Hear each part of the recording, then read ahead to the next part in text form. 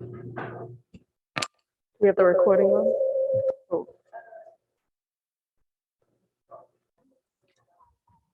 Uh-oh.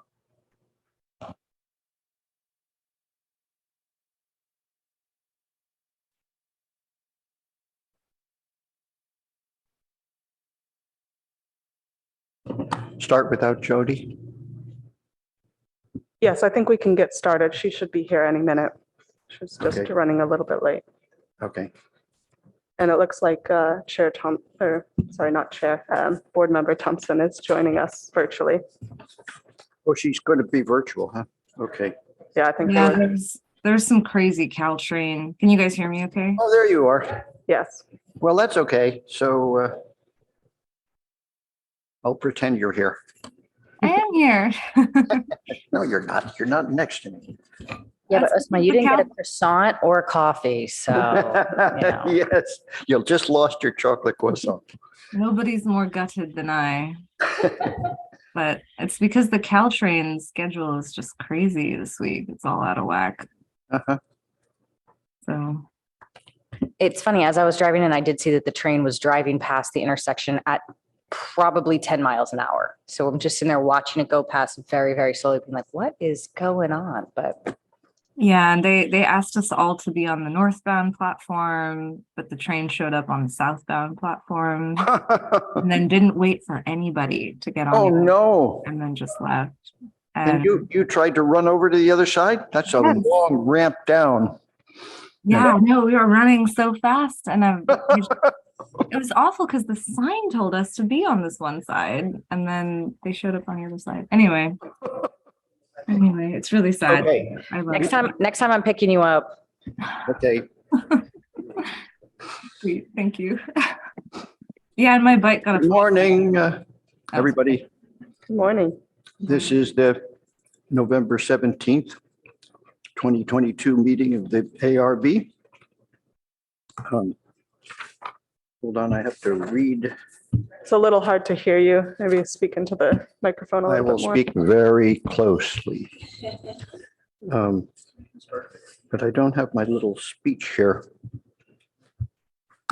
Oh, it's in here. Thanks. Okay, so pursuant to A361, this meeting will be held with the option to attend by teleconference or in person.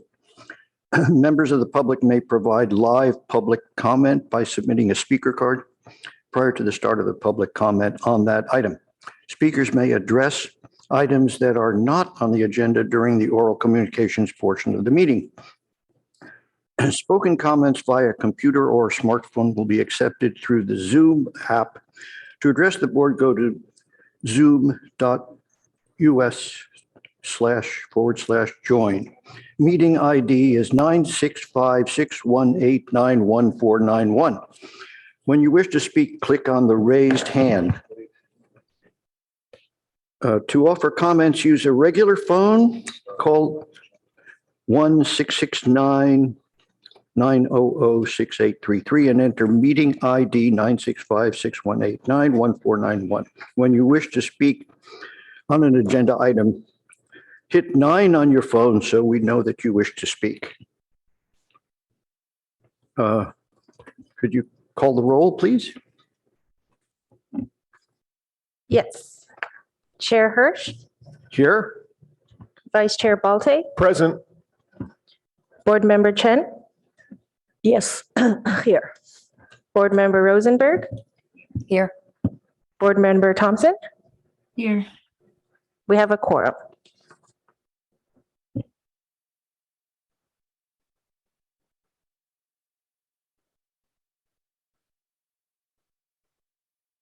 Do you have any speaker cards for oral communication? Nor are there any raised hands.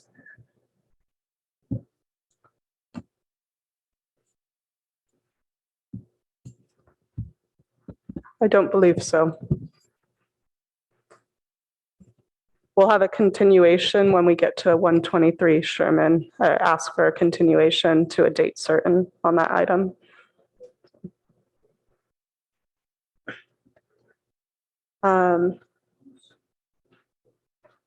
City official reports. Hold on one second. So thank you for putting that up. So we'll have a meeting on 12/1 and 12/15. The meeting on 12/1, can you scroll down for a second? The meeting on 12/1 will be 660 University, and the, following the motion today, assuming you move to a date certain, would be 123 Sherman office project. And December 15th is anticipated to have a study session for the 200 Portage project.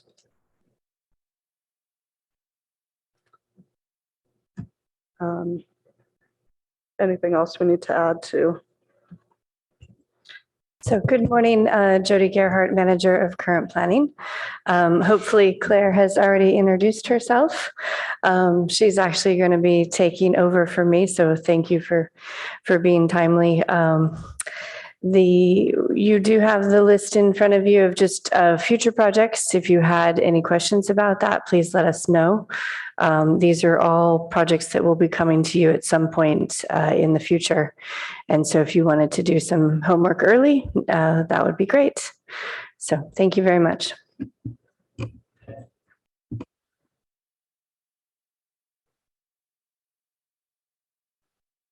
Congratulations on what you've done here in improving this chart still again.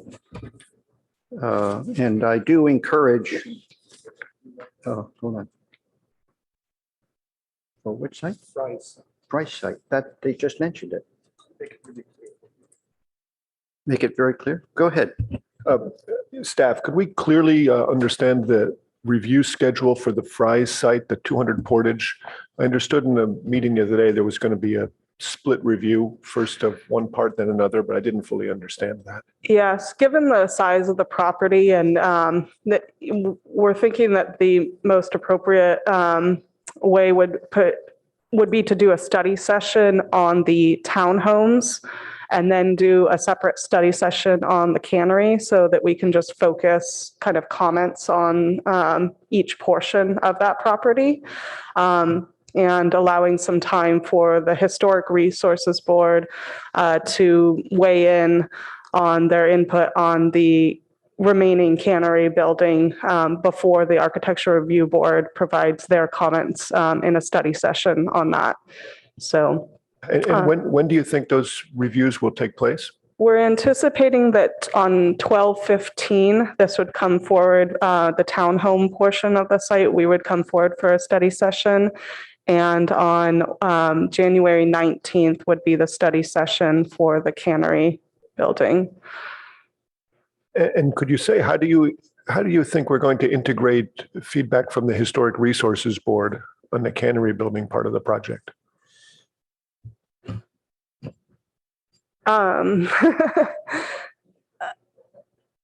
Yeah, the goal is to get feedback from the Historic Resources Board on how to kind of better treat the remaining building, understanding that the proposed project, the development agreement, is a significant and unavoidable impact on a historic resource. And so it does lose its integrity and it's not eligible for the California Register following the demolition of a portion of the building for the purposes of the townhome project.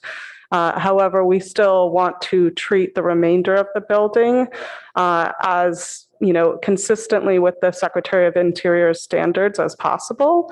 And so the input from the Historic Resources Board would be, how we can still provide an educational opportunity and conveyance to the public of what remains of the building, and design it in a way that still as in line with the Secretary of Interior standards as feasible. So will they be reviewing the project in advance of our review on the 19th or conjunct separately? Yeah. So that's what I'm trying to get to, is when are they going to look at it? We're hoping to get to the Historic Resources Board on the 12th. And so we would probably, the staff report will already be coming out before we get that feedback. So we would orally give a presentation on kind of the main feedback that we got from the Historic Resources Board during that study session on the 19th. And again, it'll only be a study session, so it would still come back to you for another formal review.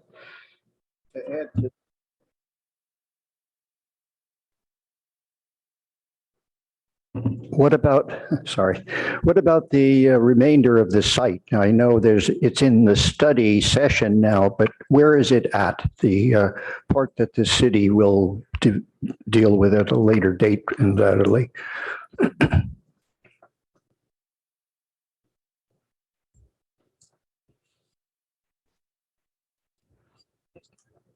Are you talking about the city portion of the property? It's sort of 3.25 acres, I think, that is part of a negotiation that the like council is how that gets treated, and so the development agreement does not include development on that site. We have analyzed in the CEQA document the affordable housing project that could go there.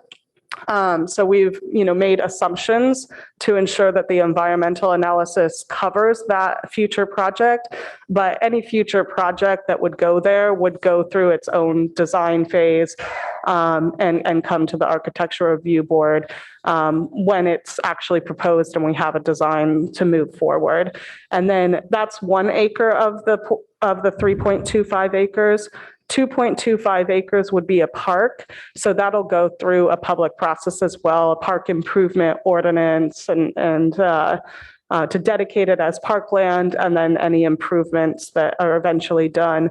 As part of the NVCAP, they're exploring options for that park, including the naturalization of that creek bank. So there's still a lot to be considered, and that's being considered as part of the NVCAP process for how that future park would be treated. Okay, I guess we should move forward. But just a comment on that, I just want to make one quick comment. It seems to me that all of those things somehow ought to be integrated into some kind of a design, a conceptual design as a single piece of property, and I don't hear that that's what's being proposed at this point. So let's move on. So on the first item, 3001 El Camino Affordable Housing Project, first hearing.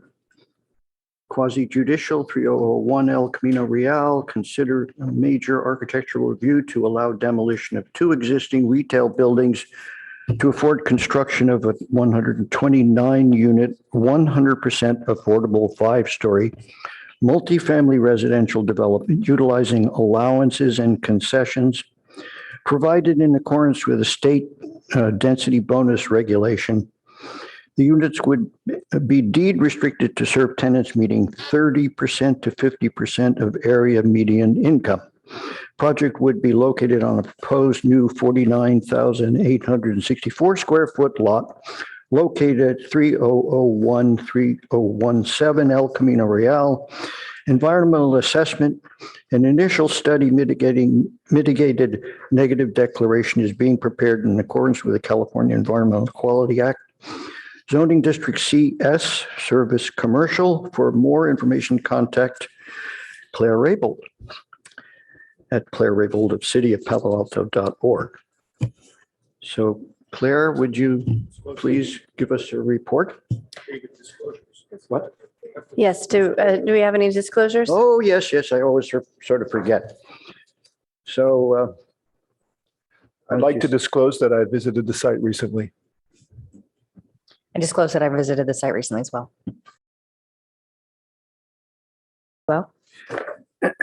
And I too visited the site and did not meet anybody else there. So that's all. So, okay, so there we go. And Me Osma? too. I was out of town, but I'm familiar with the area. very close to a project that we recently reviewed. Oh, yeah, Ozma. Yes, yes, we have one I almost virtual member, forgot so you. thank When you. you're not here, right here. So, So- good morning. I did want to let you know that I did send the board members an email very recently, and I'm sorry it was short notice, but I will read it off to you this morning, also so the public has the benefit of that information as well. So before Claire gets into the project, she'll give you the details. I just wanted to give you a high overview. It is a 100% affordable project. It is using the latest state density bonus laws. And they are allowed up to 4 concessions. And so Claire's, will give you some more details on that.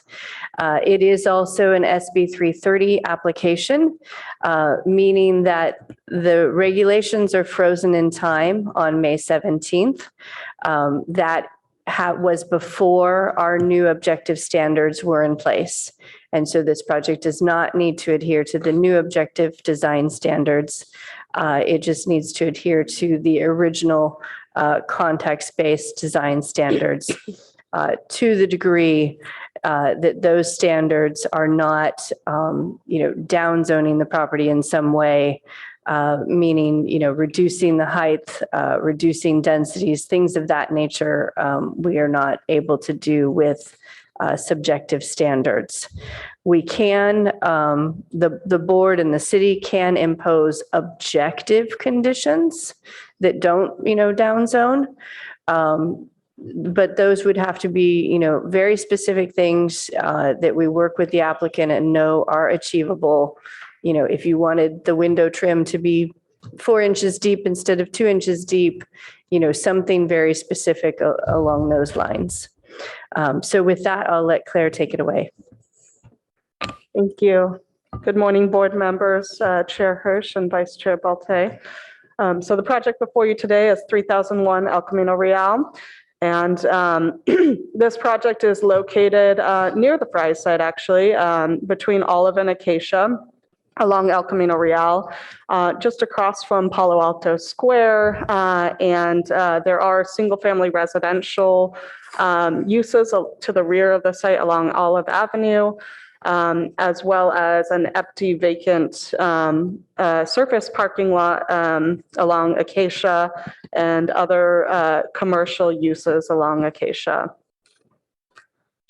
So just a quick overview of the project. The applicant is proposing to demolish 9,100 square feet of retail, which was formerly the Mike's Bikes most recently, and to construct a 5-story exclusively residential rental building with 129 units, affordable to very low income, 30 to 50% of area median income tenants.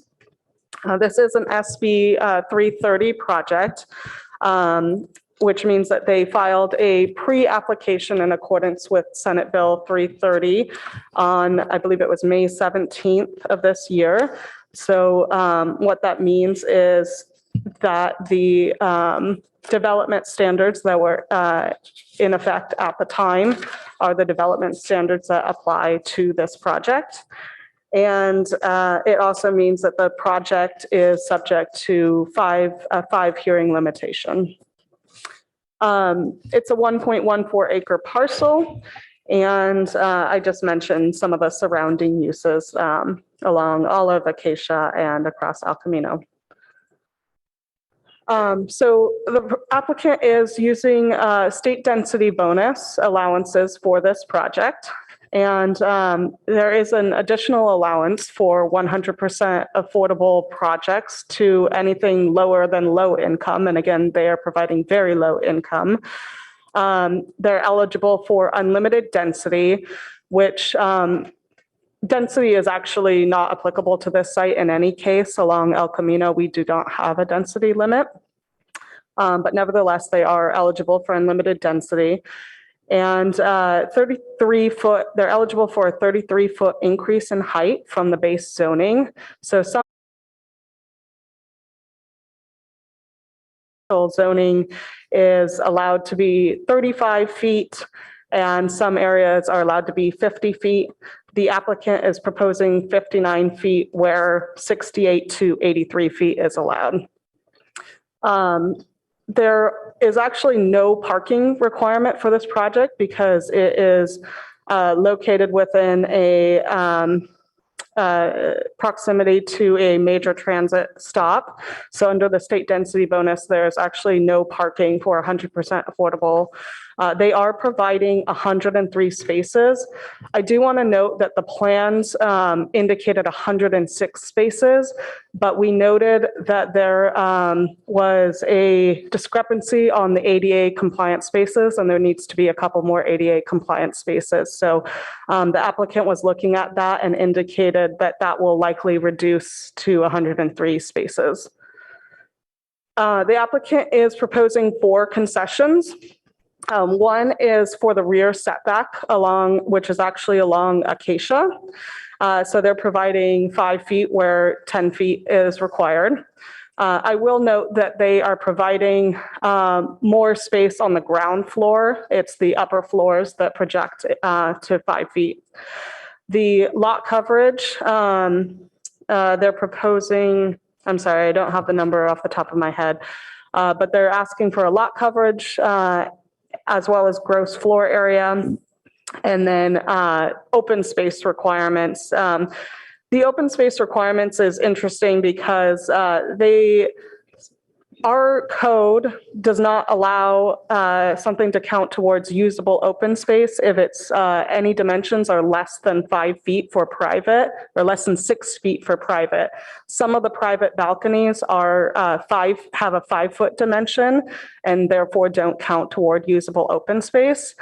And our code also does not allow open space to usable open space to count if it's on the second floor.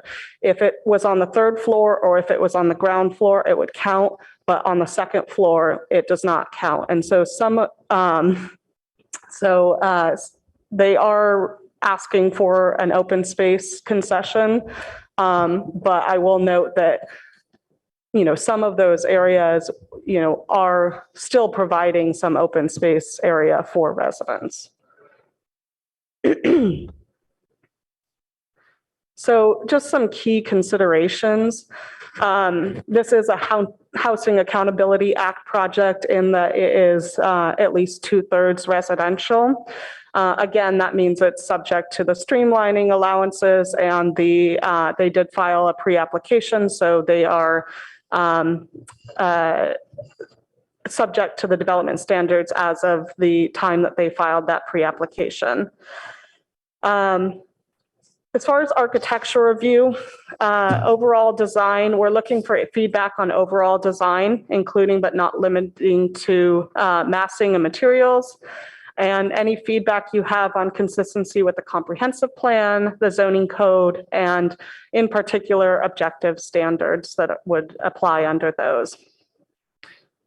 And we're recommending that you conduct a public hearing, provide feedback, and continue the item to a date uncertain.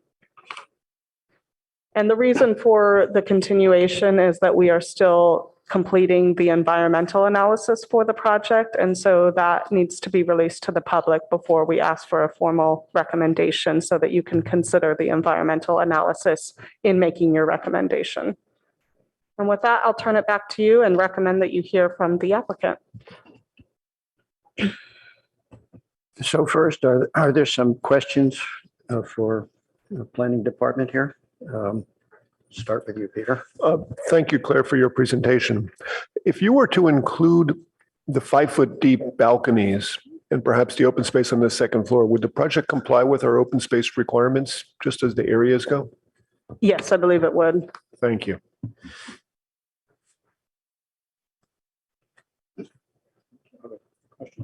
I have a quick question. It seems a little silly, but you had discussed the concession about having the 5-foot setback instead of the 10-foot setback, but I'm honestly a little bit unclear which frontage is considered the front of this property, because it looks like there's 5'3" on one side, 5 foot and 5 foot. So which one of these is technically supposed to be a 10-foot and which ones are not?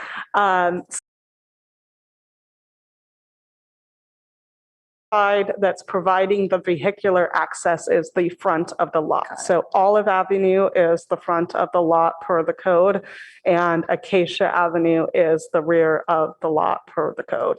And so Acacia is the one that should technically have a 10-foot rear setback, but a Mhm. 5-foot front setback is not an exception. That's just sort of standard issue allowed. Sorry, on the front, it should be 0 to 10 feet, I believe, in order to provide an effective sidewalk width of 8 feet. Okay. Great, thank you.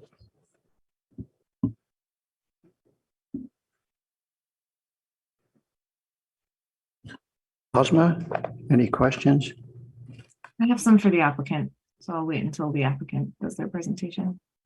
Just a quick thought for staff, if possible. Isn't the front setback determination subject to the director's judgment as well as the precise words you just used? I don't believe so. The code is pretty clear about what is considered the front setback for a lot, and it's very specifically supposed to be the shortest side that's fronting a street and and on a lot like this, where if you have, multiple streets, it's considered the one that's providing the vehicular access.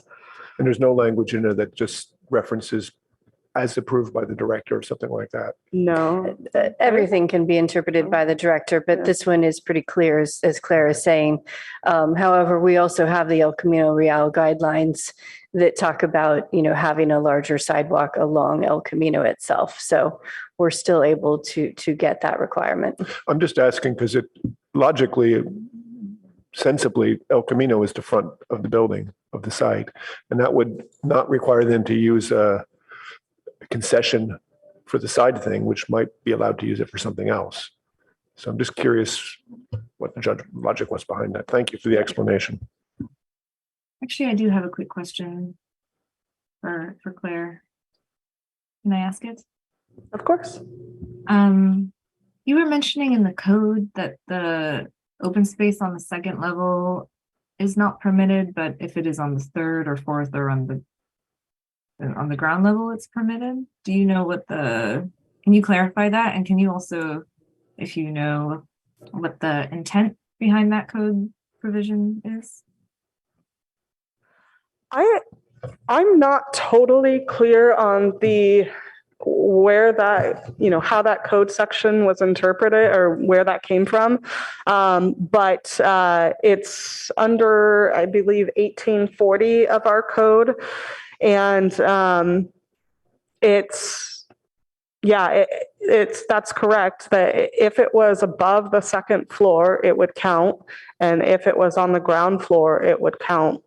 And I don't know if the intent was to discourage second floor open space for some reason. But yeah, Thanks.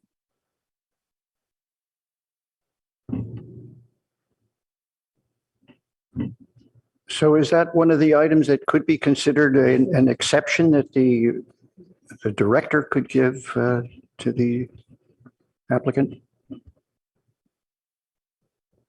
No, it would have to be either a variance or a design enhancement exception or a concession, and the applicant is asking for it as a concession. Filling out all of the conception opportunities, in other words. Yeah. Correct.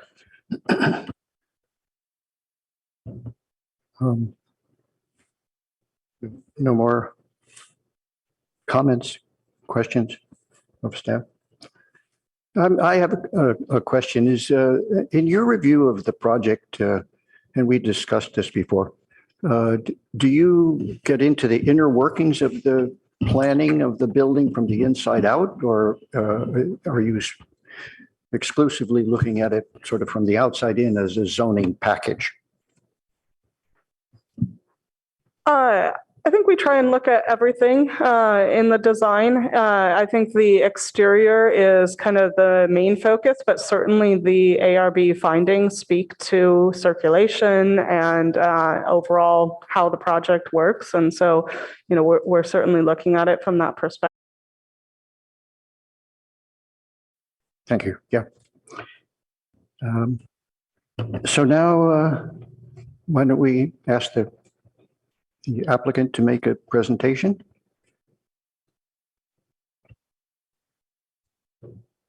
Good Well, morning. Right. Yep. I'm just going to share my screen. Can everyone see that? Yes, we can. Great. Good morning. I'm Christian Poncetta. I'm a project manager at Charities Housing, and I'm going to open up this presentation with an overview of Charities, and then I'll pass it over to Will Bloomer, who will present on the project itself. So Charities Housing is a mission-driven nonprofit developer operating out of Santa Clara County.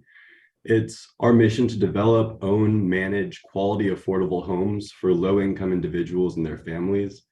And we pair service-enhanced property management with structured resident involvement, which contributes to the highest standards of human dignity. Can I interrupt you just a moment? Just introduce yourself by name and spell your name, please. Yes, my name is Christian Poncetta, Poncetta. Okay, thanks. Charities began as a division of Catholic Charities in 1993 to provide affordable housing, and we became our own separate entity 3 years later in 1996, 501c3. This next slide is going to show a map of our existing under construction and pipeline projects. Since our beginning, we've built 1,428 homes over 28 different properties, which you can see on the map in green. We actively manage these communities and designate a unit in each as an on-site staff unit. And we attribute the success of our property management team to their training in areas such as fair housing, compliance monitoring, and tenant relations. Our 2 active construction projects in red total 229 homes, and we anticipate them coming online sometime during 2023. Additionally, we have just over 1,000 homes in our development pipeline pinned in yellow and orange. Charities is a very active developer in the Bay in Santa Clara County, and we're very eager to supply affordable housing. These next 3 slides are projects that have been previously completed by Charities Housing so that you can get a sense of our communities. This first is the Metropolitan in San Jose. It was completed in 2018. It's a 4-story community that includes 102 multifamily homes. The affordability range here is between 30 and 60% of the area's median income. Next up, we have the Veranda in Cupertino. This was completed in 2019 and is a 3-story building that includes 18 studio units and is designated for seniors. The affordability range here is also 30 to 60% AMI. And lastly, we have San Antonio Place in Mountain View. This was completed in 2006. It's a 3-story development, 120 studio units that serves individuals making between 15 and 40% AMI.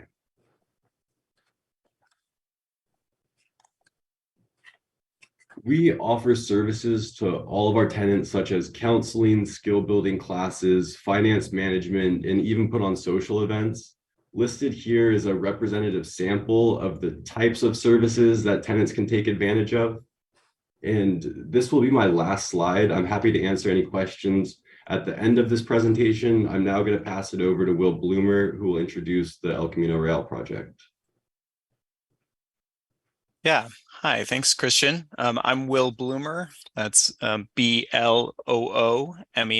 and I'm the project architect for 3001 El Camino Real and with David Baker Architects.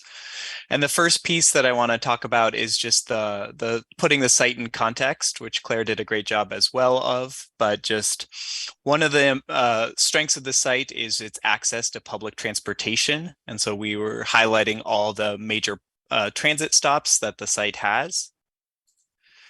And then this is a photo of the site as it is today. You can see the empty surface lot along Acacia and El Camino Real, and then the old Mike's Bikes along Olive and El Camino Real. It's zoned for service commercial. And it is there's a lot line adjustment that's gone through the city. And so it's a combination of lot 56 and lot 55. So the 1.14 acres.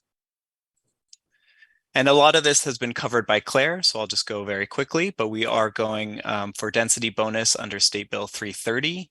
It is 100% affordable family housing, and it is well within a half-mile of major transit stop.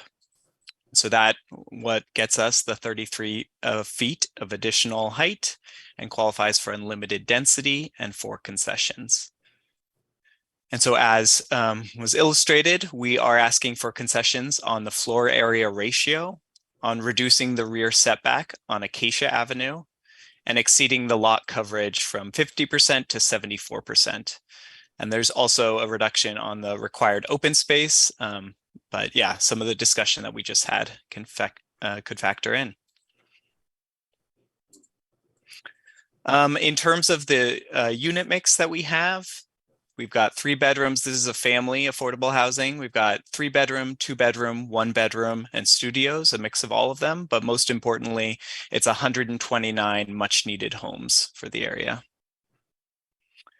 And just project data, this is a 5-story building. We're going up to 59 feet, even though we would be allowed more. It is 100% affordable, targeting 30% to 50% AMI, and it is just under 137,000 square feet. In terms of cars, we are providing 103 cars, and most of those are in puzzle lifts, and then 152 bike spaces. All right, and now I can jump down a little bit more to the design. But one of the things that I think is really unique as we jump in is just the form of the building. It's an S-shaped building, and that allows us to provide a lot of housing into the same form while also having it feel nice and broken up. We also have the street frontages that provide a little bit of a setback as well. I'll jump in a little bit more. This is a site plan of the building between Olive, Acacia, and El Camino Real. And one of the things that David Baker Architects is really committed to, and Charities Housing is as well, is the sustainability of the site. So the site is oriented, we're trying to take advantage of solar orientation. We have sunshades on the southern facade. We have space for solar PV on the roof. We're also dealing with the stormwater that comes onto our site, onto the really great landscape space that we have on our second floor. This is the ground floor of the project. And what I want to highlight here is just that we have the parking, but how it's really hidden and wrapped by a lot of great amenities that we're providing. We have an entry courtyard along El Camino Real, and that's sandwiched between the property management and the lobby area. We've got resident services. We have a really great community room and kitchen for gathering, and that can spill out into the common open space in the rear, along with a kids' playground. And then another great asset of the site, or one that we wanted to provide as the building sets back, we have a pedestrian muse. So there's wonderful units along the rear of the project that will be really unique and desirable. As you move up, you can see just the unit mix that we have in the building. But what I want to highlight here is just the second level common open space that we're providing. And we're working with a great landscape architect, Formwork, and just how this vegetation and space will be such an amenity for these units. And it is common open space on this level too. And then just again, the building as it moves up. And you can see a lot of the balconies on quite a few of the units.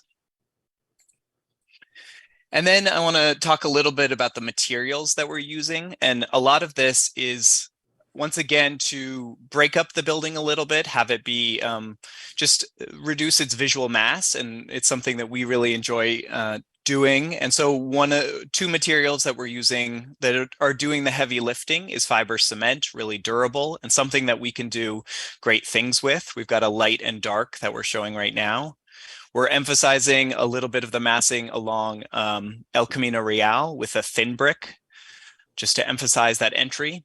We've got perforated metal balconies and sunshades. We have wood slat screens over the stairs to provide some warmth. And then the ground floor is predominantly concrete and storefront. And so we really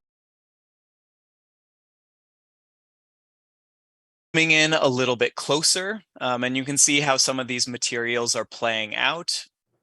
And also just the texture of these balconies and the texture of the entire project, and these two major courtyards, which we'll go into. And a piece that's been really important to us since the very beginning is holding this El Camino Real acacia edge. And so you can see this wonderful wood stair screen that will be sort of a lantern for the community. We've got really open ground floor, so you'll have an active frontage along El Camino Real, which is really, or along the entire ground floor, which is really important to us. And then just the texture of the materiality and how we're sort of breaking things down as we provide those courtyards. And this is just, again, that El Camino Real elevation. We're providing resident services. We've got a lobby, the entry court, the property management, a bike room, and a fitness amenity.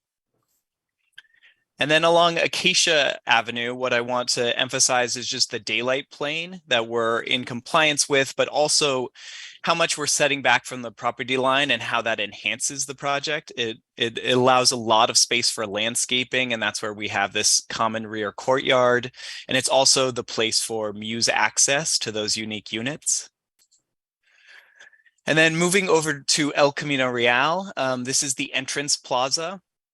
And most of all, what we want is something that's really welcoming. So you can see the play of different materiality, the sunshades, the balconies, fiber cement, the thin brick that is sort of cantilevering over this front entry mass. And just, we've got property management on one side and the lobby on the other. So we're really excited about this experience of coming to the site. This is a view of the project along Olive Avenue. And once again, you can see the playing of different materiality, the garage entry along Olive, and the setback of the project, and just how that access to the muse is a really wonderful asset. This is the rear property line view. So once again, you can see some of these same elements I just discussed. Those muse, the ground floor, second floor open space that continues this whole length, the common area courtyard and playground. I'm sorry to interrupt, but we're getting beyond the 10-minute, which I didn't tell you about. So I'll give you another half a minute if Perfect. you can wind it up. Yep, we're on our final slide, or one more. So yeah, this is just the Olive elevation. And then this is the view to the south. So yeah, I think that what we tried to complete is just a building that feels at home in the neighborhood. It step backs and sort of the vegetation ties in with the residential nearby. And we're breaking up the building mass just with these courtyards with different massing. So yeah, we're happy to take any of your questions. Thank you very much. Are there any public speakers who want to speak on this issue? No, I have not received any speaker cards or raised hands for this item.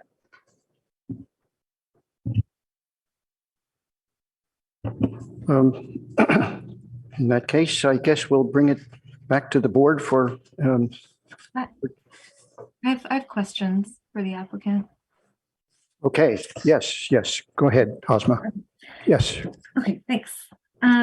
Is there, on the Acacia side, is there a fence between the courtyard that connects their community room, or is that open? That connects the community room. I'll go back one. Yep. Yes, this common open space. There's a fence down here. Yeah. There is a fence, like Yep. right there? Okay. So there would be access gates on either end to allow for access to the pedestrian muse. I see. Okay. And I actually think maybe I see that on the elevation now. Okay, great. I wanted to ask, in terms of massing, had you guys considered an E shape versus the S shape. Just curious if that was explored.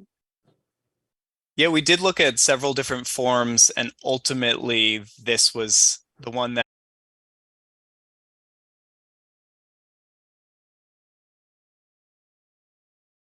courtyards. But there were several different, I know that there was an iteration that we looked at for a while with an E shape. Okay, thanks. And then, Claire mentioned that some of the balconies are only 5 feet deep. Was there a reason why the balconies couldn't be 6 feet deep? Yeah, that goes to the setback, and just that we are, in order to try and maximize the envelope, we do have some balconies. Any of the balconies that are on the inside edge are actually 6 feet, and the outer balconies along the edge are only 5 feet. And so that was a setback justification, but we think it's still an amazing open space amenity. But the only reason it's not counting is the 5-foot depth. Okay, and that's because you wanted to keep the floor area in the unit. Yeah, just with every foot, we're sort of squeezing these courtyards. So in order to make them feel the way that we want them to, that every foot makes that difference. But I think, yeah. Okay. And I just want to note that the balconies can extend into a setback, but they can't extend over the property line. And so they are at the property line with the 5 foot. I see. Thank you. For the CP1 material, is that a white color or is that a light gray? We haven't necessarily selected, but the idea is that would be a white. Okay, thank you. And the WW1 color, the thin brick, are you thinking that will be a black color, or what is the thinking behind the color for that one? I think we'd have to look at what we've done of late, and actually one of our projects at Mayfield, which is along El Camino Real. We want to do a mix of a couple different brick colors to create sort of a variety. At the moment, it's shown as a couple different blacks of different gloss and different variety, and that's something that we've done before. We'd have to look at exactly what that is, but at the moment, that's what we're showing in the renderings. Okay, so the design intent is to have a couple different, maybe more than a couple different brick colors. Yeah. But all kind of in shades of black or gray, I guess. Yeah. Okay, thank you. And then just to confirm the material for the shading perf panel, is that kind of a Corten color or is that like a brown? Yep, that's a Corten rusting steel. Okay, thank you. And then another question about the ground floor plan. What was the thinking behind having the service areas on Olive and Acacia versus on the northern side of the facade? I think that came a little bit just out of, so the entry courtyard, and like a lot of energy has gone into this wonderful front entry and access. And then with the garage there's just there's a lot of, that's a great location to put trash and some of the service, but we have worked a lot to make sure that entry doesn't feel, or that elevation doesn't feel any lesser. So that is just that's the location of it, but we've got the active fitness on one end, we've got the units on the other. So we feel really strongly about all 4 elevations. Okay, but units weren't explored on Olive and Acacia? Yeah, there wouldn't be enough depth for us. Okay, that's why. Okay. All right, those are most of my questions. Thank you. Anybody else have some questions at this point? Yeah, I have a few questions. Oh, good. Why don't you start? Okay, so first on the floor, on the ground floor, for the ground floor unit at the back, what's the floor to ceiling height for all those units? So I believe that we have 13-foot floor to floor. I may need to check on that. But yeah, so that is a really nice, these are going to be some of the tallest units of any. So are these units elevated from the ground, or is basically about the same level to the outside? They will just be basically on the ground floor, or maybe there's a patio that you step up, but essentially on the ground floor. So you just get the benefit of a really nice, wonderful higher space. Okay. And could you please clarify where the short-term biking storage are? Yeah, so we have short-term biking. We've got some in the entry courtyard. We have a couple right over along Olive Avenue. And I think we have another along El Camino Real. Okay. And for the ground floor amenities, all those services and fitness, are those open to the public as well, or it only be used for whoever live in the building? This is all just residential use, and it's just a residential amenity. And I think Charities is still considering what will go there, but one thing that they're looking at is just a fitness amenity. Okay. And one question about the materials for the thin brick. I saw you apply to the front elevation facing El Camino. When it wraps around the corner facing the courtyard, where does it stop? It's a good question. So it's just wrapping on this mass right here. Okay, thank you. And one more question about the transformer. Could you please clarify the distance from the transformer to the building? The transformer is in this back location. It is right up against this unit here, or the clearance. We're showing a little clearance around the transformer unit itself, but it's right near that unit. And we would love to put some sort of landscape screening, some sort of way to make sure that we have it easily accessible, but not necessarily too prominent of an element. Okay, that's all my question for now. Thank you. Going this way. Yeah, I've got a few questions here. First is sort of a fundamental question about why was the decision made to put the main vehicular access on Olive versus Acacia? I think that there was not, I'm not sure if there's any reason beyond just as the massing, I'm not sure if there's a fundamental reason why we chose one over the other. Okay, that's fair enough, just asking. Looking at the access of the parking lot, it looks like there's really the main vehicular access, and then it looks like there's one pedestrian exit that dumps you into the building, correct? In that bottom left corner by the elevators.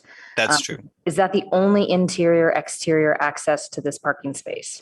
There's a space next to the drive aisle to enter and exit, but yes, that is true. And that is a fundamental part of just having stackers and the ability to get around it. So it's already tight, but we've sized these out for the puzzle lifts that we have. So in that bottom right-hand corner, to get out to the community open space wouldn't be feasible because it would impact a parking space. Understood.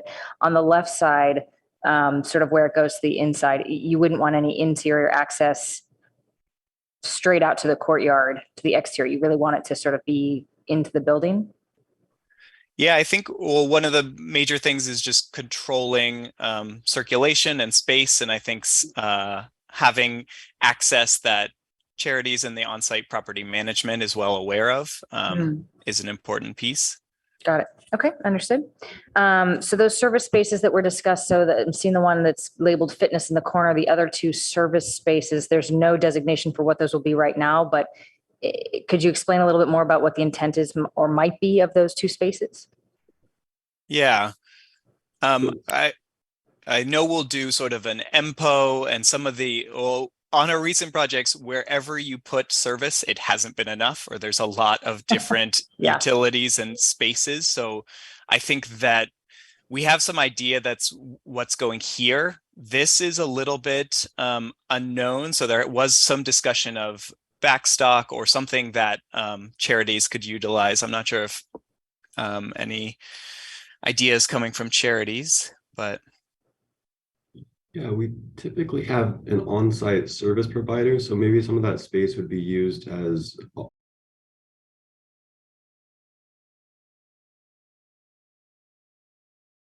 So unclear as of now, but in all likelihood, something related directly to the building, not like an outside cafe or something like that. no. Okay, understood.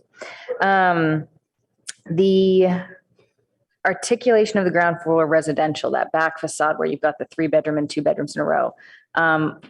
We discussed it just a little bit. It sounds like they're going to be pretty low to the ground, maybe a 6-inch step up, something like that. But is there any going to be, like, what's the articulation going to look like a little bit better? So in the rendering, it kind of shows it behind a fence to some extent. So I'd really like to just get a better understanding. One more. No. Yeah. There was another rendering that was sort of straight onto that. There we go. That's the one. Yep. A little bit better understanding of how this is sort of going to be articulated from unit to unit, because it does look like it's one big swath of that concrete looking color, and then just the doors are different colors, and it looks like maybe there's an awning over each door. Could you just sort of clarify a little bit what we're looking at? Yeah, maybe between these two. So yeah, we love textured concrete, and we think it can bring a really great texture to the community. And so that's something that we think looks great, especially with the weathered steel. So we have a little trim piece that extends along the entire length of the back area. We have a Corten sunshade, or sort of awning over every single door. And then the articulation is just sort of a sense of each unit. I think the exact placement of doors and windows is a little bit to be determined. Sure. But it is a really, like, we've done this at a couple other projects, and they're some of the favorite units, just that you get really high ceilings and almost a nice little, a very unique unit. So no material change from unit to unit, no color change from unit to unit. It really will be that sort of textured concrete, the whole line down. That's the design intent right now. Sure. Okay. And my last question is in regards to the second floor common space. So it looks like you've got one staircase going down and it heads towards the backside right there. So that's stair 3. Is that the only access point to get from ground level outside up to this common space? And otherwise you'd have to be inside the building. Is that accurate? Stair 3 is actually not a public. It is a requirement of the fire department to get ladders up. So it, at the moment, will not be a public stairway. You would have to go through the building using the stair or the elevator or the stair here. And that, once again, is charities really wanting to control access and know who's coming and going. Okay, great. That's all my questions for now. Thank you very much.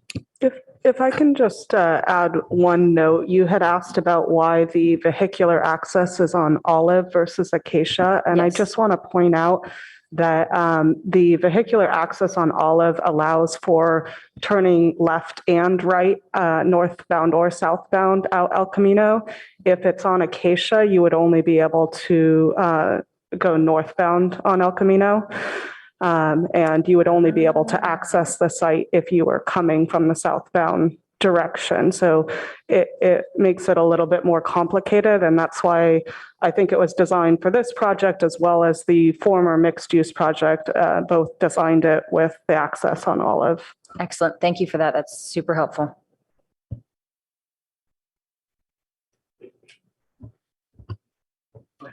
Peter. Yeah, thank you. It's been a wonderful discussion so far, interesting at least to hear the thought process behind your design. In that vein, I wonder if you could, just at a higher level, describe to us the access and circulation control needs relative to the unique needs of this building on 100% affordable housing. I think it's going to come up again. I'd like to understand, is there anything particular with this type of building that requires different or specific access and circulation controls? I'm not sure if Charities, you want to jump in on that one?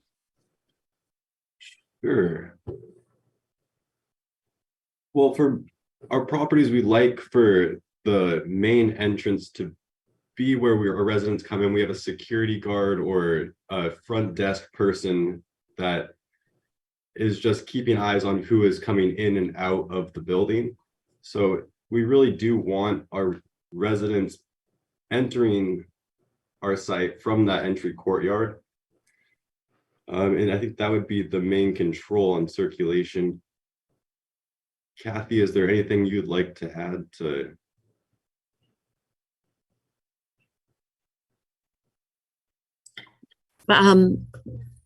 Hello, everyone. I'm Kathy Robinson, Robinson.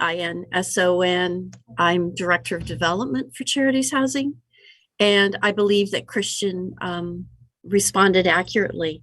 Affordable housing is a little different than market rate housing, probably in that we like to make sure that we're providing a very safe and secure environment for the folks that live there. So we do that primarily by trying to have residents and in particular guests come through sort of an entry point where we just can, keep eyes on what's going on, and it's as much to make, our residents safe as anything, feel safe as anything. So we've just found that it works very efficiently. And one piece I'll just highlight there is just like part of the design intent was we love this entry courtyard. And so we've got the desk clerk with good eyes on the full entry area. And then property management also has eyes on this. And then using landscape to sort of funnel people to a single entry point. And using landscape, we can have a little bit of knowing where people are coming and going, but it also, using landscape is just becomes an amenity and a wonderful amenity for that entry experience. Thank you for that explanation. On a more prosaic note, are there floor plans provided for the ground floor apartments, the 2 and 3 floor units at the back or the northeast side of the building? I didn't see any actual unit layouts. Perhaps I'm missing them in the package. No, I don't think we ever place them on sheets. Like we have some idea of, we could get those to you. Like all of these unit plans are just a starting point for discussion, but if you wanted to see what that layout could look like, we could probably get something. Thank you. If I could ask a question then on the second story open spaces, maybe you could just verify for me. When I scale off the plans, I'm finding one of them is about 35 feet wide in the narrow dimension and the other is 40 feet wide. And as I look at your building section, it seems that the walls of the building are about 44 feet high. Would you say those are correct numbers, between 35 and 40 feet in width and 44 feet high for the building wall? Yeah, that sounds about right. Great. Okay. I just wanted to be clear about that. You had mentioned that you're going to be using those second story podium outdoor areas for stormwater control. Have you given thought to how that's going to work? Yeah, we have a civil member of our team who has looked at the roof square footage and how we would account for that. Some of the treatment is going to go all the way down to the ground floor. So we'd have to give a different diagram of just how that stormwater is treated. And our civil team does have a little diagram for that.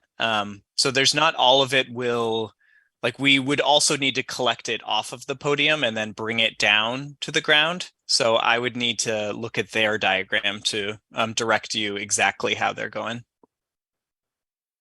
Okay, I'm just skeptical because it does require some depth of soil to do any kind of treatment. And on a podium, that's usually the critical issue for weight and just overall height clearances. Last question, and I'm sure the board will chime in on this later, but on some of your material selections, the fiber cement, for example, are they custom made panels or is there a manufacturer behind that? And really, I guess the question is this, have you guys done a cost analysis of these materials or any sense that this is really realistic for your project? To follow up with that, I'm just presaging all this on the assumption that you're on a tight construction budget. Would you say that's correct? That is definitely true. I'll jump in and then maybe Charities can jump in. Like fiber cement is something that we can do, that we've gotten really good pricing on. Right now, everything is changing left and right with the pricing that we're get. But with fiber cement, like one of the pieces that we like to do is we've got a random batten siding that I'm showing here that allows that texture. But yeah, like fiber cement of late has been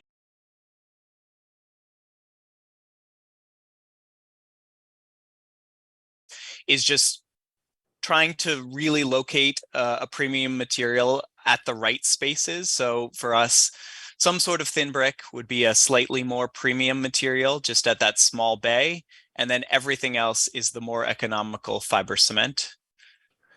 Okay, thank you. I'm just thinking of these perforated metal panels on the balconies. On one of our projects, we just got pricing on that, and it was kind of shocking. So I'm just wondering how much you've really thought through. That's an important element on the facade treatment, and I just want to get a sense for how much you've thought through how realistic these design choices are going to be in the end. It sounds to me like this is still very much a design intent phase of the project. Is that correct? That's where we are right now. Like a lot of, like, I know that Kathy, you have gotten some numbers from a GC or gone through some of that initial costing exercise. Like I will say on the balconies, it's something that we put on a lot of our projects, and we love this weathering steel. It does, of late, basically all assumptions have been out the door as different cost numbers come in, or things are up, things are down. So we will have to adjust as is, but this is our design intent. And some of I think the same divisions, like depending on what material we're using, we will still use the same strategies of breaking up the mass. And yeah, some similar ideas. But again, that's a good point that costs are really, really tough right now, and we will definitely be budget constrained. Thank you for your candid answers. I guess that winds up all of the questions. Sorry, I have one last one, but I can go after you or before you, David. Well, actually, I was going to bring it back to the board. So why don't you go ahead? I just had a question about the Core 10 shading elements. Have you guys done that on another project before? Using Yeah. Core 10 Yeah, we've done it on several projects. on a white facade? Yeah. Is there concern about staining on the facade? It's something that continually comes up, but what you can do, you can pre-stain, so you can do it on site, just have them out like during the fabrication, sort of a pre-staining, and that goes a long way to avoid any sort of issues there. Does that prevent the runoff from staining the facade? The vast majority of any sort of staining will happen at the beginning. It's first staining from our experience. And so, yeah, I can point you to a couple projects where we've done that. Okay. Okay, thanks.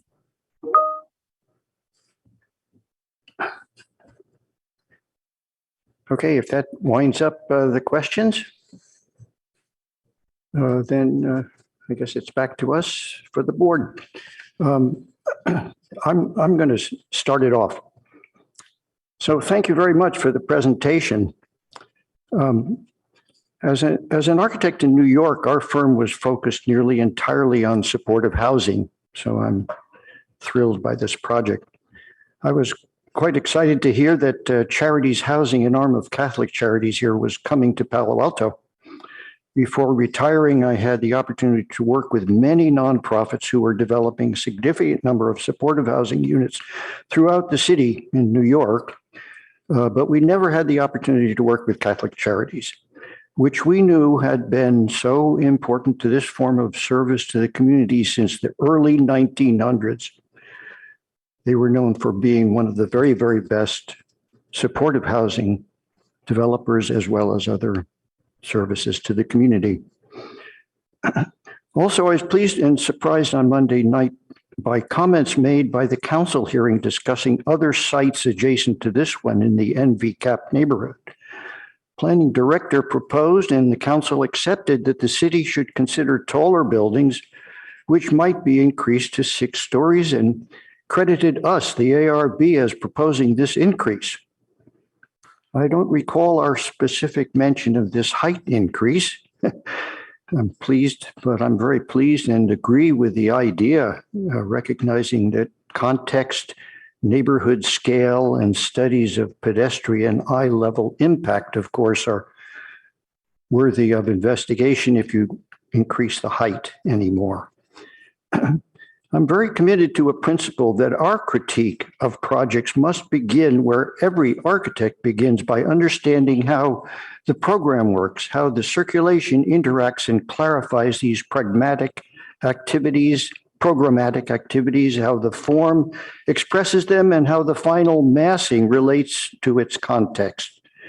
And I say this with the hope that we consider these as our first level of review, which we can move on to materiality and texture and color and detail, which we've already been discussing here.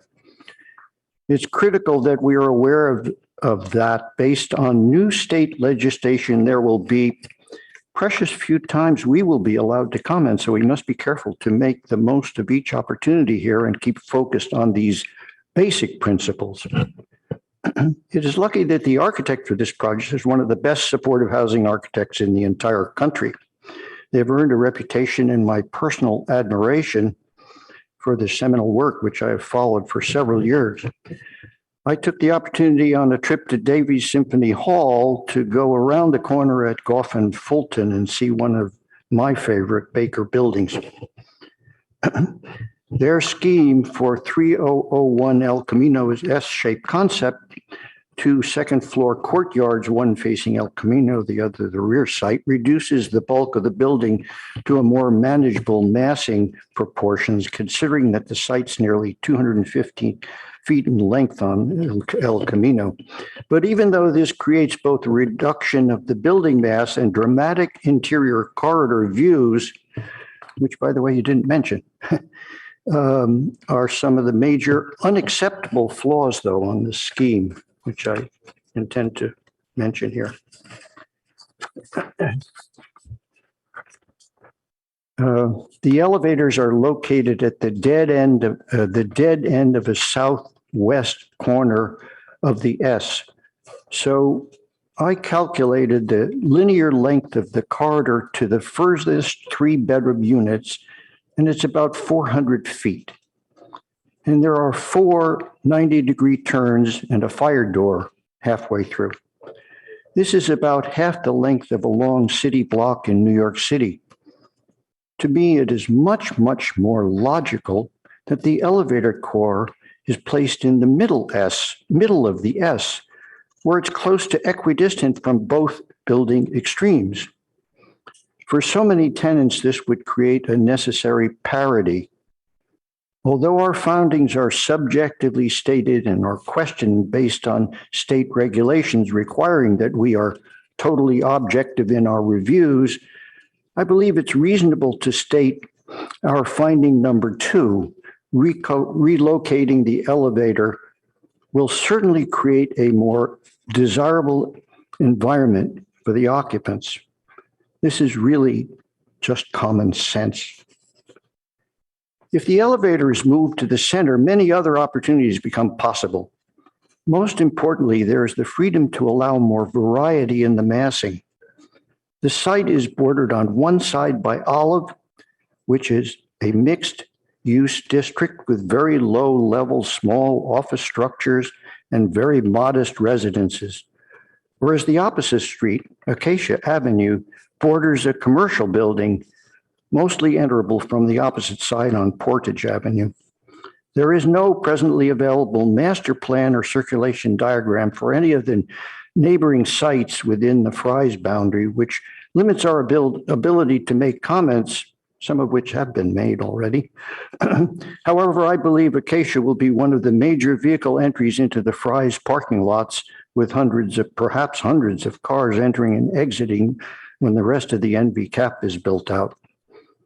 Looking at the new housing from the perspective of Olive neighborhood, the aerial view or the northwest elevation, it's very clear that the 59-foot height of the building will overwhelm this neighborhood of one-story structures, mostly even lower than the new building's first floor.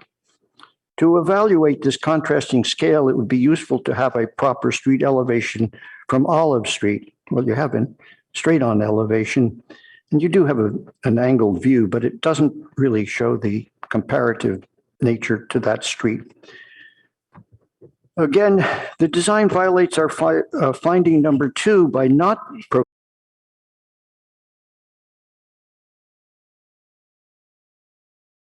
uses and land use designations. It's a far better idea, I believe, to reduce the mass on Olive so that it respects the lower scale nature of the neighborhood and provide a higher elevation on Acacia, where the height is not problematic. I recognize this means a taller building which exceed the height permitted by most Palo Alto regulations, but one that is allowed by both new state regulations and by Palo Alto for supportive housing projects.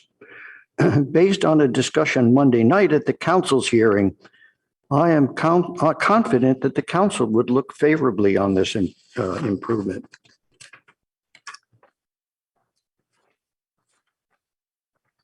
I think we'd give this idea of a study of the massing of this building back to the architect, and it would be an interesting challenge. I think you would do a very good job. I would add to this to consider flipping the garage entry to Acacia and moving some of the ground residence from the rear yard to face Olive to reinforce the residential scale of the street.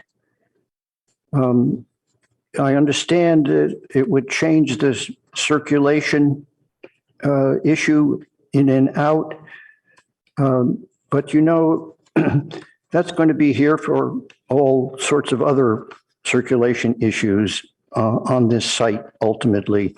And the fact that it is a right-hand turn onto El Camino, I think it just requires that you travel a little bit further to get to a place where you can go in the opposite direction. And how many people need to go in the opposite direction? Has it been studied? Is there a study of the transit requirements of this particular site? I don't think so. So try to wind up here. The present ground floor uses are sort of a grab bag of the common spaces required for a proper functioning supportive housing community. I agree, but they are disconnected completely from the building circulation. I don't see how you get there. You have to come down to the elevator and go onto the street, and then you go to the exercise room or you go to the bike storage. Bike storage really ought to be very close to the entry. There's just hasn't been any thinking as to the relationship of these functions to the street and the access and the circulation. To me, it is a sacrilege, however, to locate some of these facilities on the ground floor.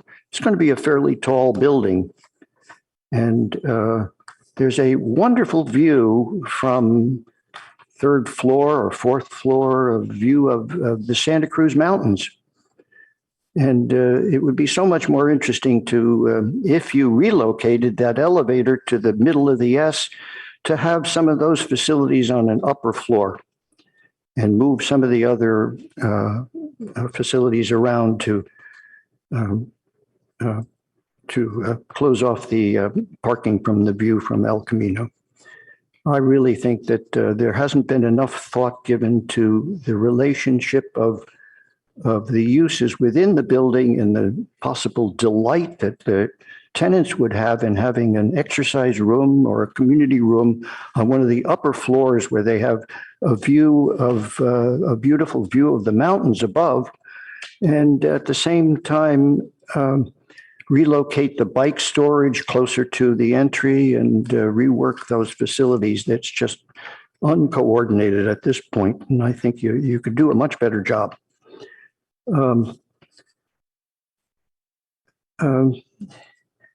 I have one final thought.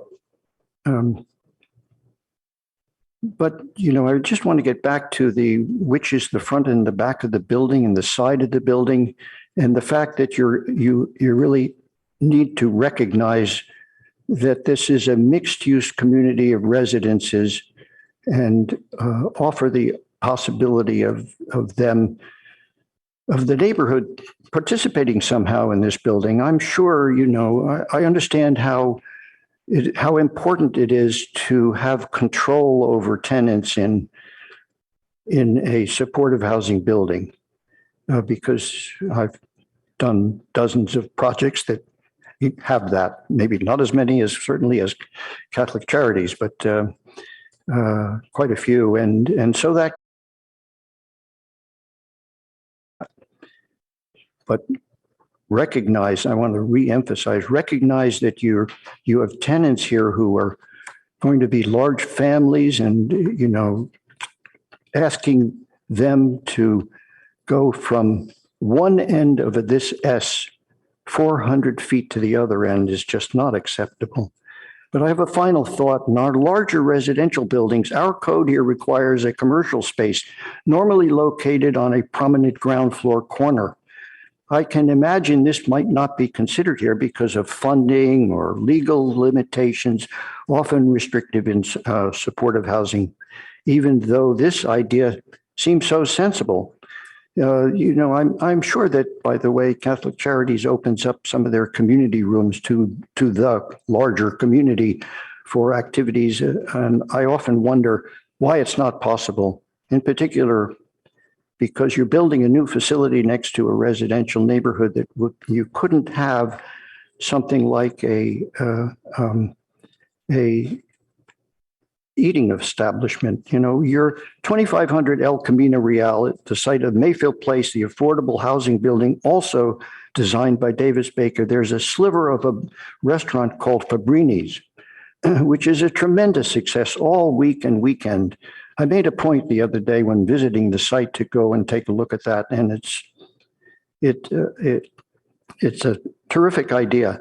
But here it might offer some additional possibilities, that it could be a kind of a training ground, a place where some of your tenants go to learn how to service eating establishments, and then maybe even get a job as a result of that experience.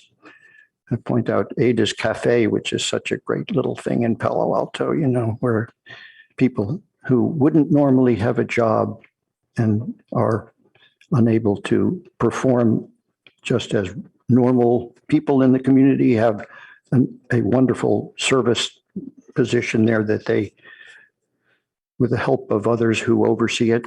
And here, creating a space for, it's something that, we don't think about as architects here often, but I think it's a great thing to suggest for you people, in fact, Catholic Charities, to think about.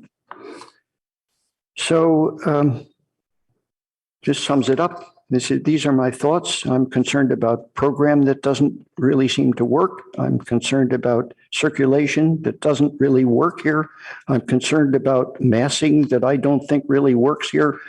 Relative to the neighborhood specifically, I'm concerned about the entry into the wrong end of the building, that Acacia would be a much better location for access. It will be an access point for the rest of the site. Why not here? And that pretty much sums up my thoughts. Who's next? Who wants to start? I'll go, but I'm going to preface this with my thoughts are not nearly as eloquent or as well composed as my board member here. I have a lot of moments that I agree with David. I have a lot of moments where I'm actually in disagreement. I actually found this project to be very respectful of the neighbors. I found that there were some placement issues that my mind changed over the course of this meeting. My initial thought as well was that Acacia would be a much better point of entry for vehicular access due to the fact that Olive is predominantly residential in that back zone, and you'll be now adding 129 people. Well, it'd be 106 vehicular access points coming into a street that is predominantly low vehicular passage and low traffic. It felt like it would be overwhelming. And the concept that Acacia is not as utilized and you could actually just redirect this traffic towards that street felt like that was the better method. However, I do also understand the point of context where being able to go both directions, northbound and southbound on El Camino, is enticing. So I'll admit I'm a little bit of a split mind here. My first reaction was Acacia is better for vehicular. I could be persuaded that Olive makes some sense as well, though. So sort of just really big scheme of things, that's sort of number one. Number two, I do appreciate the neighborhood muse and the residential being along this backside. Now, David has also put into my head that having those along Olive might be better. I'll agree that that could be a better use of that frontage there as well. But I find that having those residential elements to the residential side of Olive, and then also in addition to that, stepping this building back away from that, creating a further setback away from these residential buildings, really respecting that daylight plane and really allowing these existing residential homes to not be as impacted as they could be.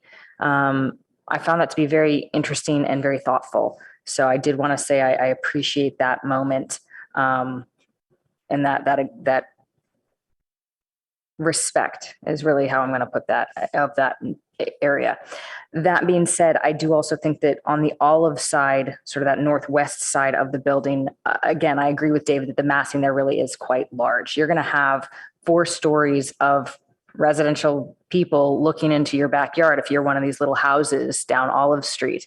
And so to reduce the mass on that northwest side of the building, that sort of upper portion of the S, and increase on the Acacia side, on that southeast side, I think is very intriguing. And I would definitely think that that's worth exploring as a firm and sort of finding out a way to make this building serve as a transition between the low impact, lower profile residential neighborhood and something that could be much larger. That being said, we also have the Fry's right around the corner coming up. We don't know exactly what that's going to end up being, but this makes sense that this building could itself serve as part of that major transition between low impact residential and sort of higher impact, higher density. I really admire what this building is trying to do. I think it is quite thoughtful. I do like the S shape, while Osma brought up the potential of an E shape. My one concern is that northern Olive side courtyard is like David said, it's got 44 feet there. So you're really not going to get a ton of sun into that courtyard. Meanwhile, the southern El Camino Acacia facing courtyard is going to get a nice amount of sun. It's going to be very welcoming. I love the entry that you've got going here on this entry courtyard in El Camino. My one food for thought item is I really would like to see more interior exterior circulation, specifically through that courtyard. While I understand the security concerns and I understand that you want to have control of who's entering and leaving this building, there's simply not enough access. I think having a staircase straight off of this entry courtyard that allows you to get up to that second floor exterior space would be absolutely beautiful in a space like this, while still maintaining eyes on it. You could have a pass card, a key card, something to get in that's being viewed by property management and that lobby entry. But you could have a staircase right there at the backside of this entry courtyard that brings you up to the second floor exterior in a beautiful, beautiful way. Second comment on circulation in general, there does need to be, if you're not going to put the elevator centrally located, you need a second one. Having that walk all the way down to the end of the S from the elevator is not going to work. If you do stagger the 2 sides of the building, you could have one on the Olive side, 2 on the Acacia side. It makes sense functionally. It makes sense for the amount of people that'll be going through each side of this building. But there's definitely the possibility that you could get a secondary elevator next to that secondary staircase. Maybe it's as simple as turning a 1-bedroom into a studio, keeping that trash area there. But that really needs to be addressed, that this 2 elevators on the one side of the building is just not going to work. In terms of the materiality, the Core 10 steel does tend to be a little pricey. I love Core 10 steel personally and think that it is a beautiful element to have. It's a very interesting, alive type of material that really brings a lot of depth. However, as Osma said, there are concerns about staining on a white material. And the pricing might also be worth considering. So I would love to see in your next proposal what a potential alternative could be. We're not asking you to change the material. I'm asking to just see if it doesn't work out, what would be your backup plan? And then I guess my last element that I have is I'd love to see all the floor plans on the next package. I'd love to see them sort of a little bit more blown up, see the studio, see the 1 bedroom, see the 2 bedroom, see the 3 bedroom, and understand if there is much of a difference for those ground floor residential units, whether they're just a standard issue 3 bedroom, 2 bedroom, or whether they actually are doing something a little bit more unique because they're on the ground floor. In that vein, personally, I think that residential ground floor falls a little flat. I'd love to see a little bit more articulation there, but that's a design choice. So I'm not going to require anything firm of you on that. But overall, really well thought out project. I'm very impressed to see this as a first draft. I'm very excited to see what the second draft will be, and see where you guys can develop it a little bit further.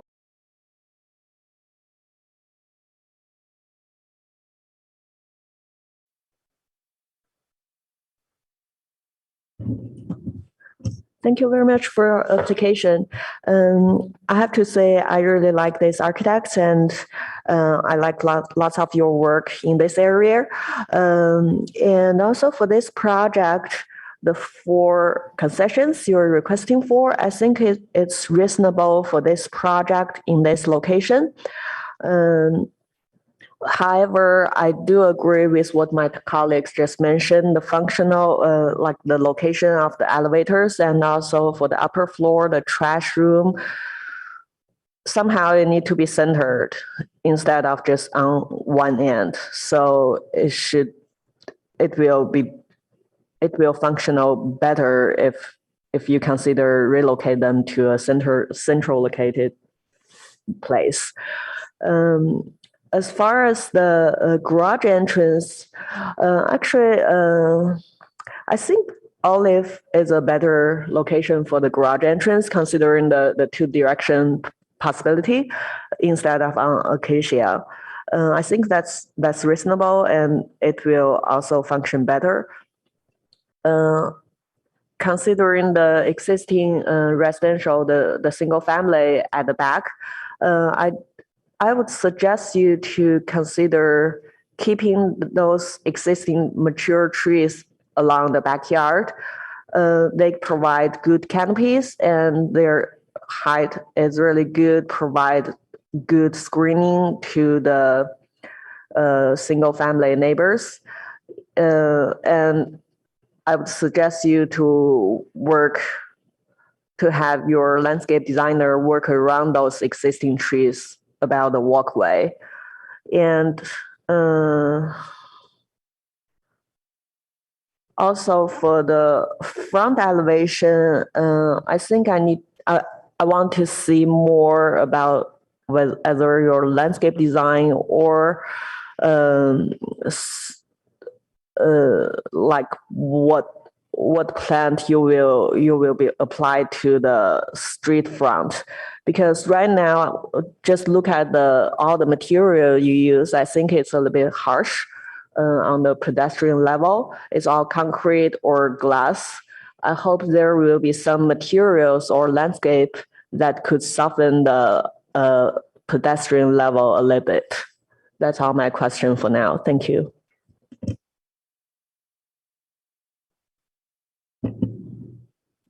Hosmer, you want to jump in at this point? Sure, happy to. All right. Well, thanks so much. Thank you for the application. It's really exciting to see this project come in front of us. And I think we're all aligned in wanting to make this project as successful as possible. I also agree and defer with a few things that have been mentioned so far.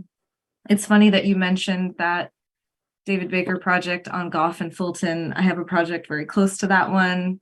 And as soon as I saw this facade, I was like, oh no, it's the same facade as the one on Goff and Fulton. And I was like, they stole it. And then I realized it's the same architect. So it doesn't work if it's the same architect. Unfortunately, though, I do take a lot of issue with that building in terms of its facade. And a similar issue with this one is there's this partie diagram of this like big massive facade, like just it's like a wall of something.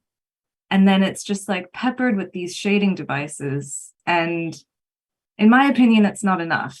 I understand you're trying to maximize your area, but I think it's quite harsh, and it also falls flat if those shading devices don't work out. And I had a chance to see that project on Goff and Fulton without its shading devices briefly while it was still under construction.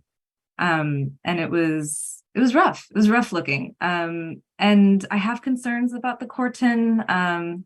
Unlike Board Member Rosenberg, I am going to ask you to consider something different, just because I think staining on a white facade, I mean, I'd love to see another project. I know that the one on Goff and Fulton is not Corten, it's like a stainless.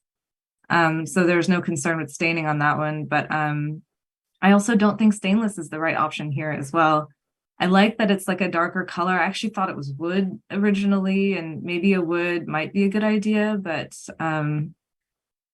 I'm not sure where that works on the price point. But in general, I do think there's issues. I agree with Board Member Chen. That was another one of my comments. The ground floor is this glass wall. We have another project that we just looked at that's also proposing a completely glass wall on the ground level. And like that will be our future of just like walking along glass wall facades for the, glass walls until eternity. And we need to do better as architects. We need to do better in terms of making those ground level experiences better. There's lots of things that can be done, instead of just a curtain wall, maybe I'm sure there's columns there that can help, create feet, or create something that, maybe this whole thing is getting lifted on something that we can actually see instead of just floating. There's a chance to frame options down there, something to enhance that ground level experience, give it a relationship to the mass above instead of this floating party, which we've seen a lot. We've seen on other David Baker projects. We want to see something different here. This is Palo Alto. We don't want to believe that this project can just be anywhere. It needs to be special. It needs to be here. I really appreciate the comments from my fellow board members about if you move the fitness to the upper level, that's going to do something with your massing that will be different than just this, blown up, I want to say like SketchUp mass as far as you can go, right? It'll give some dimension to that parapet. It'll allow you to maybe cut back, step down. I like the idea of a flex space on the ground level for tenants.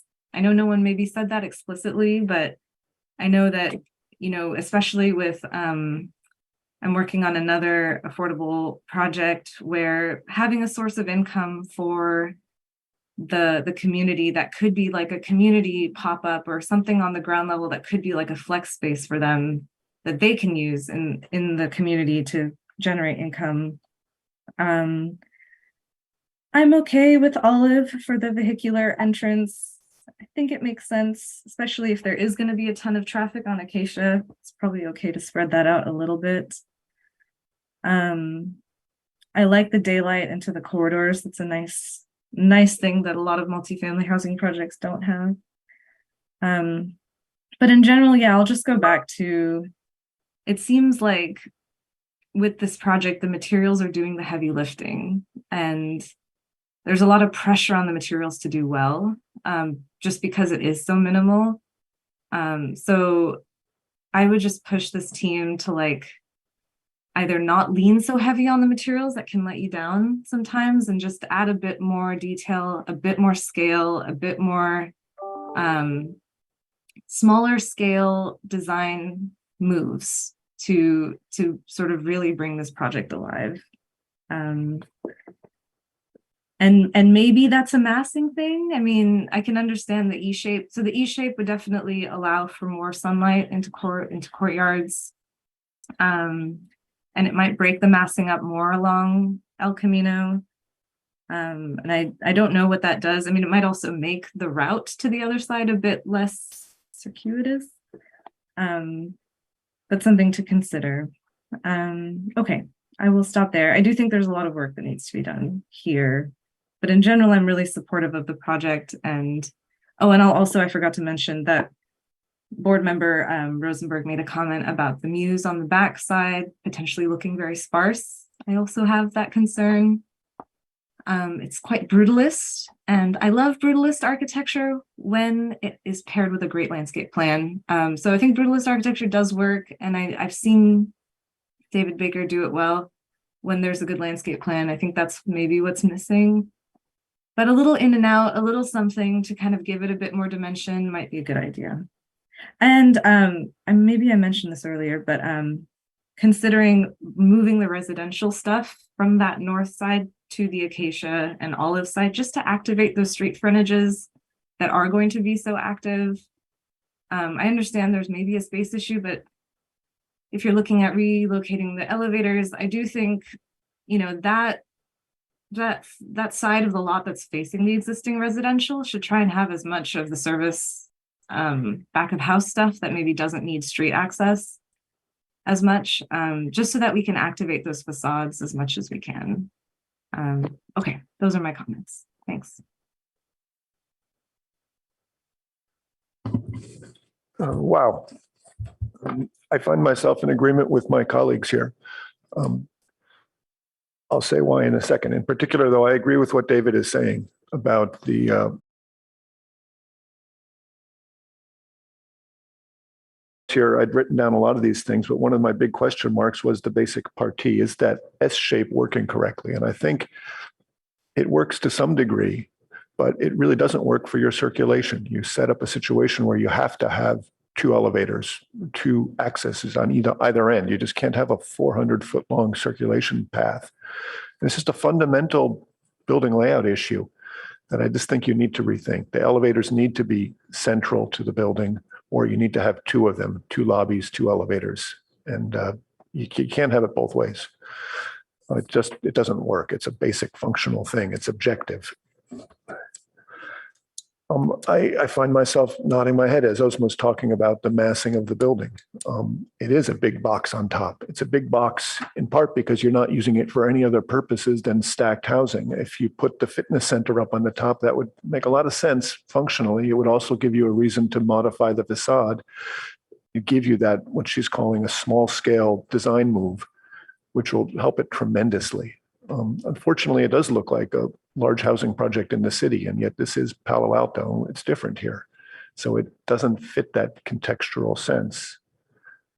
When I think of what Kendra was saying about the materials, that concrete facade along the face of those back-facing housing units at the ground level is kind of scary. If I lived there, I would be really nervous about it. If I was a single mother with kids, it would be really awful.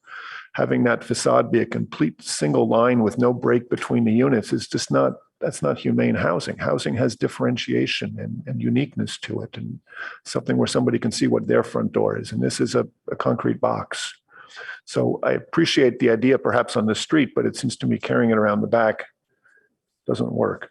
So just lots of things like that. I think Yingxi's comment about the driveway coming in from Olive is perhaps correct the way it is now, but this is one of those cases where this whole area is going to be developed dramatically differently over time. It's very likely that Acacia, which is the entrance into the Fry's site, will end up getting a two-way turn off of El Camino at some point.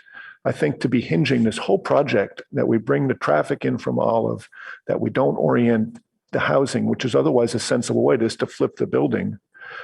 Because of right now having access from Olive two-way off El Camino is not really justifiable. It's highly likely that Acacia will change. This is a large building. We're talking about a long-term impact on the town.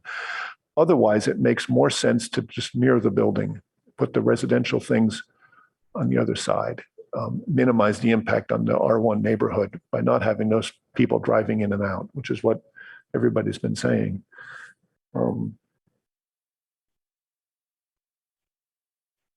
I think the comments Yingqi's making about the softer pedestrian feeling makes sense, that it's just a single row of glazing all the way along the street, and you can do more than that. What I really see looking at this is that you've worked hard at the entry for that entry courtyard, the single element of brick, the breaking up of the massing. That half of the building has a lot of character and stuff from a pedestrian way that looks good, and I'm not seeing it on the rest of the building. Perhaps it's just not been worked on enough yet, but it really could use more of a touch that way. I find when I look at the elevations now that the windows are just too monotonous and too regularly sized. I had to go back and forth from the plans to see the functionality between them, but the bedroom windows are very tall vertical windows, which might or might not be appropriate to a bedroom facing El Camino. Do you really want the glass down that low to the floor? Whereas the common space windows are quite small for a common space, maybe 5 feet wide. And I would think, especially facing the western sun and the views you'll have on the top, you could do more than that. And really what it comes down to is breaking up the facade a little bit more. Again, what Ozma referred to as small scale architectural moves, but treat it a little bit more variety. You can go in and out a little bit on the facade. Set your balconies back a speck at the same time that you push other pieces out. Just little things like that will take it so far. So strongly encourage you to just think that through a little bit more. What I'd like to do is point out to my colleagues and to staff that we're required to review this based on our current codes and standards. I can objectively state that the building does not meet ARB finding number 4, which requires it to be functional. Yet, if I cannot get from the inside of the building to the fitness center without going out on the sidewalk, that's just plain not functional. And that's not a subjective decision. I think any rational person would say that. If I have to come home, go up an elevator, then go through 400 feet of hallway to get my children to their apartment, that's just not functional. It doesn't meet our standard. In an objective sense, I think that's a fair statement to say, and I think it's fair for us to hold this applicant to meeting that objective requirement that the building be functional. I think the same thing applies when I look at these contextual standards. Standard 1816090 number 2B requires roof eaves and articulation of the top of the building. This building has no effort whatsoever done to articulate the roof or the top of the building. And that's an objective observation. Any person looking at this would say that. I think it's not in doubt. Finding contextual standards 1816090 A, B, C, and D all reference the building massing. And it's the exact same argument I make again, that from an objective observation, it's just not doing it. It's a large white box on top of this raised podium. That's not articulation. So yes, we're required to be very careful that this is objectively asking them what to do. At the same time, it's also clear that it's objectively not meeting our standards right now. So that leaves us in limbo perhaps, but I do feel strongly about that. So, but I think at a high level, they really should look at flipping the building to bring the circulation off of Acacia, bring more activity to the street, perhaps on the other facade, but more housing on the other side. And they need to either get the elevator and the entry central to the building circulation pattern or have one at each end. So those are the two biggest things. So thank you. Well, I think we've covered it. I congratulate the board, on the all-encompassing kind of look at this building. And I should think that the applicant has a good idea by now, the scope of work that we hope you will consider and continue to develop, that we're really enthusiastic about the building being built here. Absolutely, every one of us says that. That we're super enthusiastic about the fact that it's going to be 100% affordable, no questions asked about the future rental issues, as often happens in projects that say they're building affordable housing. This is supportive housing, but it's also incredible to have this amount of supportive housing in this community. And I think that a lot of people in the Ventura area who have been asking and asking and asking at every meeting for there to be affordable, really affordable housing in the neighborhood, this one is the answer. So on that, you get 100% vote from us. But there are so many different issues here that have been brought up that I'm hoping that you will not disregard them because you can by the state legislation, but rather look seriously at just about every one that have been mentioned here. Some of them are questions as to whether it's on acacia or on olive. There's a potential one or the other possibility.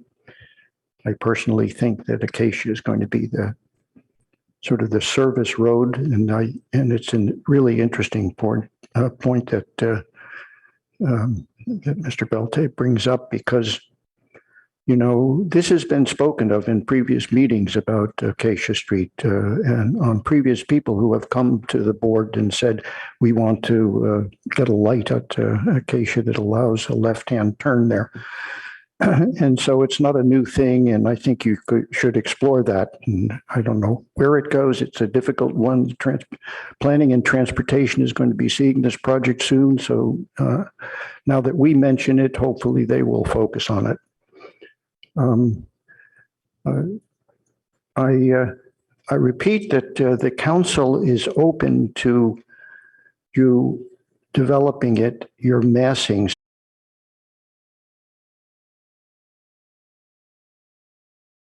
One, and that would change the scale of this building and the variety, not just the issue of the box and the sitting on top being in the same level.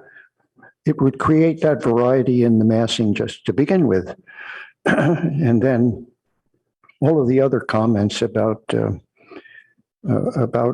feeling the scale of the building to its smaller detail are really very, very important aspects. And the comment about the ground floor,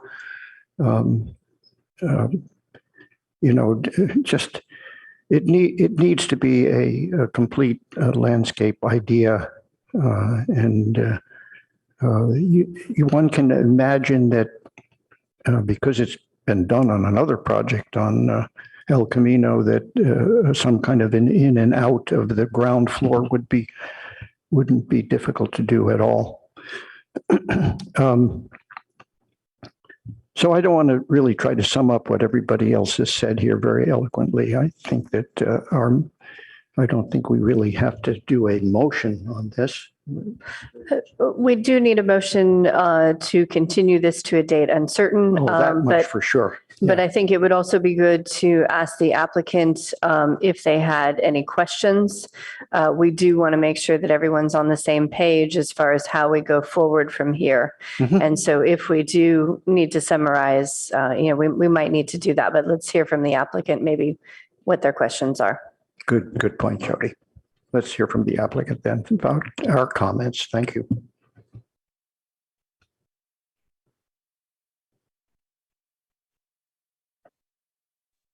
I'm not sure if I have questions at this time. I think we would like to study these comments and definitely take a look, and we really appreciate your time and close review. Thank you. So just maybe I can give a quick summary, and Claire will chime in if I miss something, and the board will chime in. But I certainly heard, about some circulation concerns about the location of the elevator. Also some concerns about the location of the fitness center and access to that. There was some conversations about the vehicular entrance, and is that on the right street? I think we probably need to, as staff, come back to you with some more background on that, because I do think our transportation department is going to have a significant opinion on that.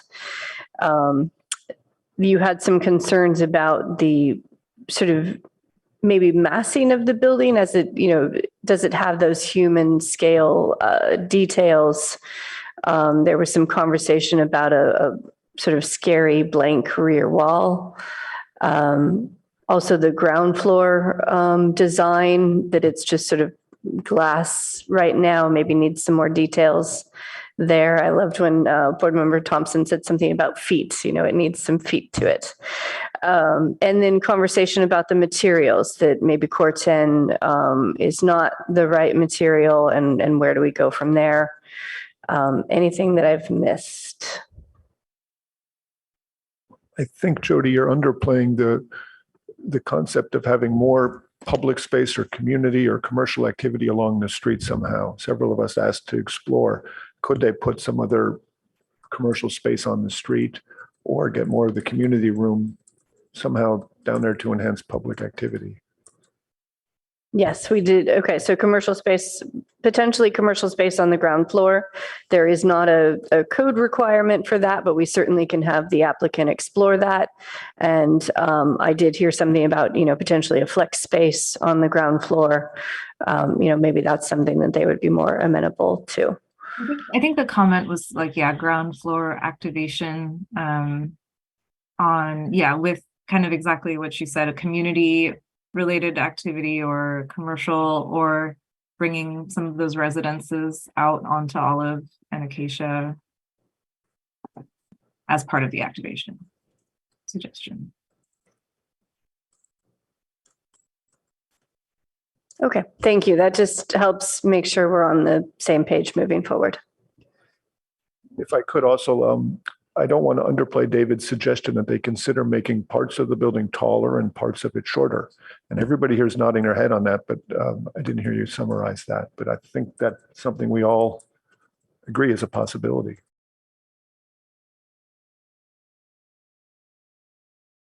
I was the only one who brought up what's basically base, middle, and top, and I don't want to refight that battle. But I was going to as well. But I'm just happy to leave it that the small scale design movements. But really what I'm trying to point out is David made a strong comment about taking advantage of the possibility of having parts of the building be taller and parts be shorter. And I think that's a comment that all of us are nodding our heads on.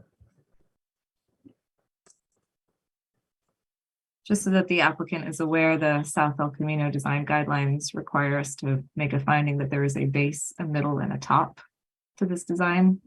And we've discussed a bunch internally, but as moving forward with that, it is, as Board Member Bolte mentioned, the human scale design or small scale design elements places that. I'd like to chime in a little bit on base, middle, top. We've had some differences on the board here. I think that we are now in a kind of a different era on El Camino, and we really need, and Jody has mentioned it several times over the course of the last few years, that El Camino guidelines need to be looked at again, because El Camino is really a changing area of our city, and will be changing even more radically as the next few years develop more projects. And obviously there isn't really all that much of a top on this particular building. So I think that there ought to be some flexibility, and they can make adjustments in form, but they don't really have to, in my opinion, and I may be all alone on this, don't have to create a special top to this building, since it's, as I said, 250 feet long on the street facade. And I think that top would look kind of weird with this situation. The forms. Unless the designer comes up with something good, you don't want to preclude it, right? Yeah, I think all the board members are correct. There are a variety of opinions about this, but the El Camino guidelines are what they are. And the architect needs to convince the board that there is a base, middle, and top. But there are, Jody, that's your opinion. There are lots of definitions of what is base, middle, and top. So that is the applicant's job to convince us of that. Okay, I have to back But down. objectively, a top is a top, Jody. If you don't have a hat on, you don't have a hat on. It needs some sort of hat, but there's small hats and big hats and brown hats and white hats, and But right now there's no hat. There's a hair clip. I'm going to let that one stand right there. That's good. Okay, we do need a motion to continue. I'll move that we continue to this project to a date uncertain. I'll second that. Can we take a roll? Yes. Vice Chair Balte, Yes. Board Member Chen, Yes. Chair Hirsch, Yes. Board Member Rosenberg, Yes. Board Member Thompson. Yes. Motion carries 5-0. Just want to say, I think we all look forward to seeing this project again and are excited about what's to come. Me too. Thank you. Thank you very much for your time and your comments. Yes, thank you. Thank you.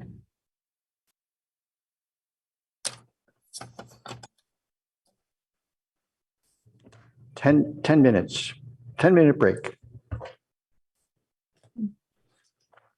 Oh my golly. I'm totally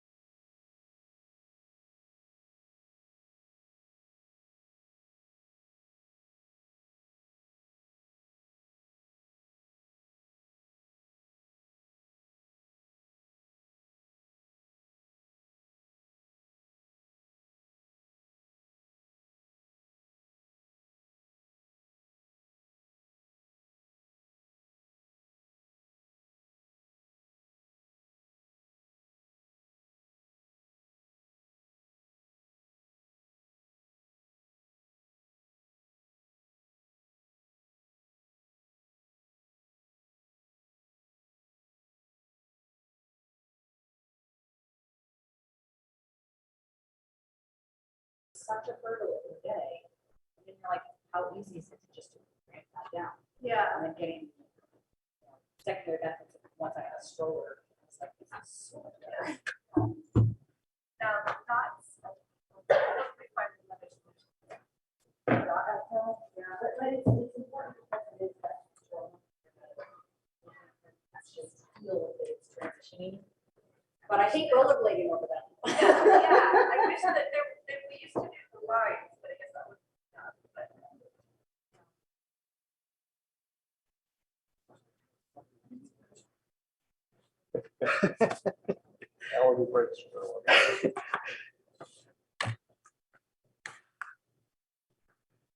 Okay, are we all back?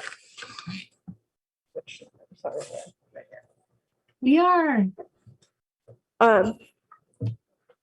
Okay. So, So Chair Hirsch, if you want to introduce the item number, this is three, item number 3123 Sherman, and we're looking to just continue this item to a date certain of December 1st. right, as you just said before, yep. So it's a date uncertain? Date certain of Certain. December 1st. Of December 1st. Okay. And then item 4, bylaws. I think we need to make the the motion, right? Someone needs to move it. Yes, We need make to a introduce the motion. project Or first. Sorry. To make a motion, You have to read this. oh, okay, I do, yeah. You have to- Thank you, Peter. Straighten me out here. Public hearing quasi judicial 123 Sherman. I've got to read all this, huh? Recommendation on applicant's request for a major architectural review. Application to allow demolition of 4 existing buildings and to allow the construction of a new 3-story office building with 2 levels of below-grade parking. This project would also require a lot merger to merge 3 existing parcels, environmental assessment, initial study, mitigated negative declaration is being prepared in accordance with the California Environmental Quality Act, CEQA. Zoning district is a CC2R. For more information, contact Emily Foley at cityofpaloalto.org. So you say we have to have a motion to defer this project until December 1st. Do I hear this motion? I'll move the staff recommendation. I'll second it. Okay, can we take a vote on that? Thank you. Vice Chair Balte, Yes. Board Member Chen, Yes. Chair Hirsch, Yes. Board Member Rosenberg, Yes. Board Member Thompson, Yes. motion carries 5-0. Okay, thank you. Then we move on.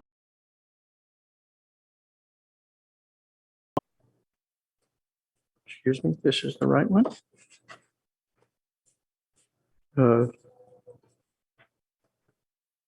Take the following action, discuss section. Bylaws? No. Yep. According to the ARB meeting in 2023. This is it. There it is. Bylaws discussion regarding meeting attendance in 2023. Let's get the staff report. There's a staff report on that.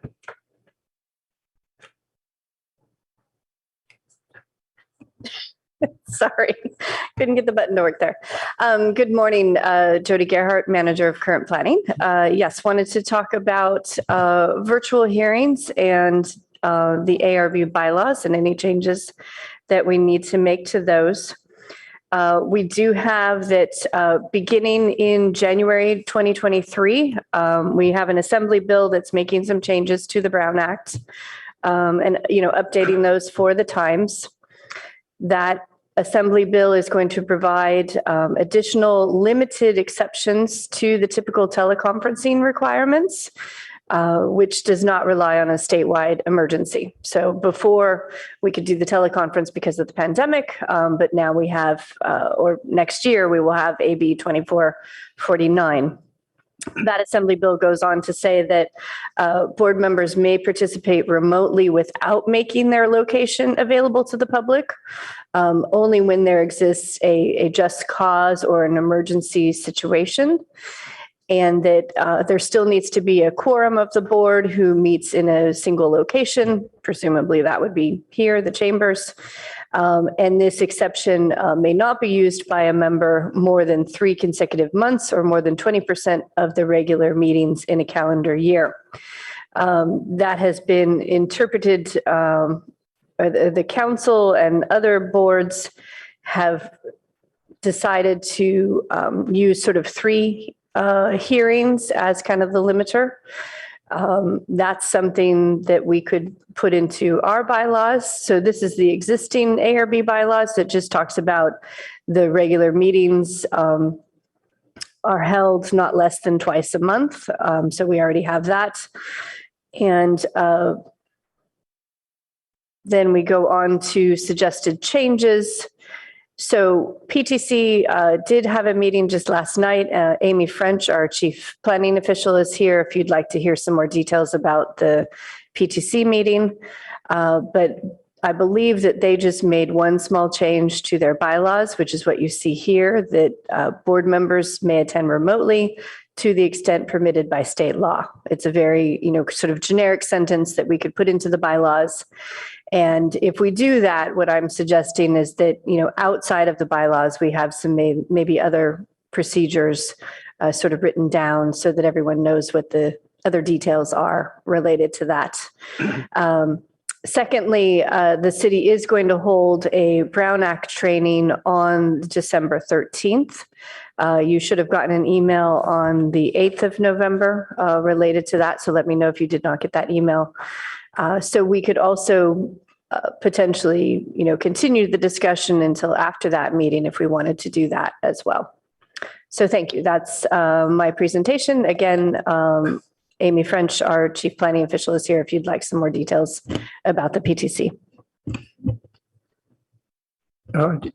Just a question that comes up regarding how many people could be remote, you could imagine one person, but would there be a limitation on how many people could be remote for any particular meeting? Yes. So back to my previous slide, it does say that a quorum of the board must meet in a single location, and a quorum for us is 3 members. So we would need at least 3 members to be present here in the chambers at any hearing that we have. Got it.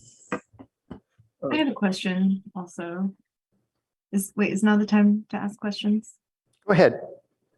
3 hearings is much less than what's permitted by state law, right? Like 3 hearings is much less than a 3-month or 20% requirement. Maybe Amy has some background on that.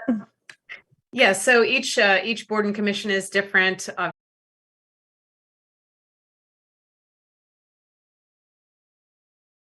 To a different number.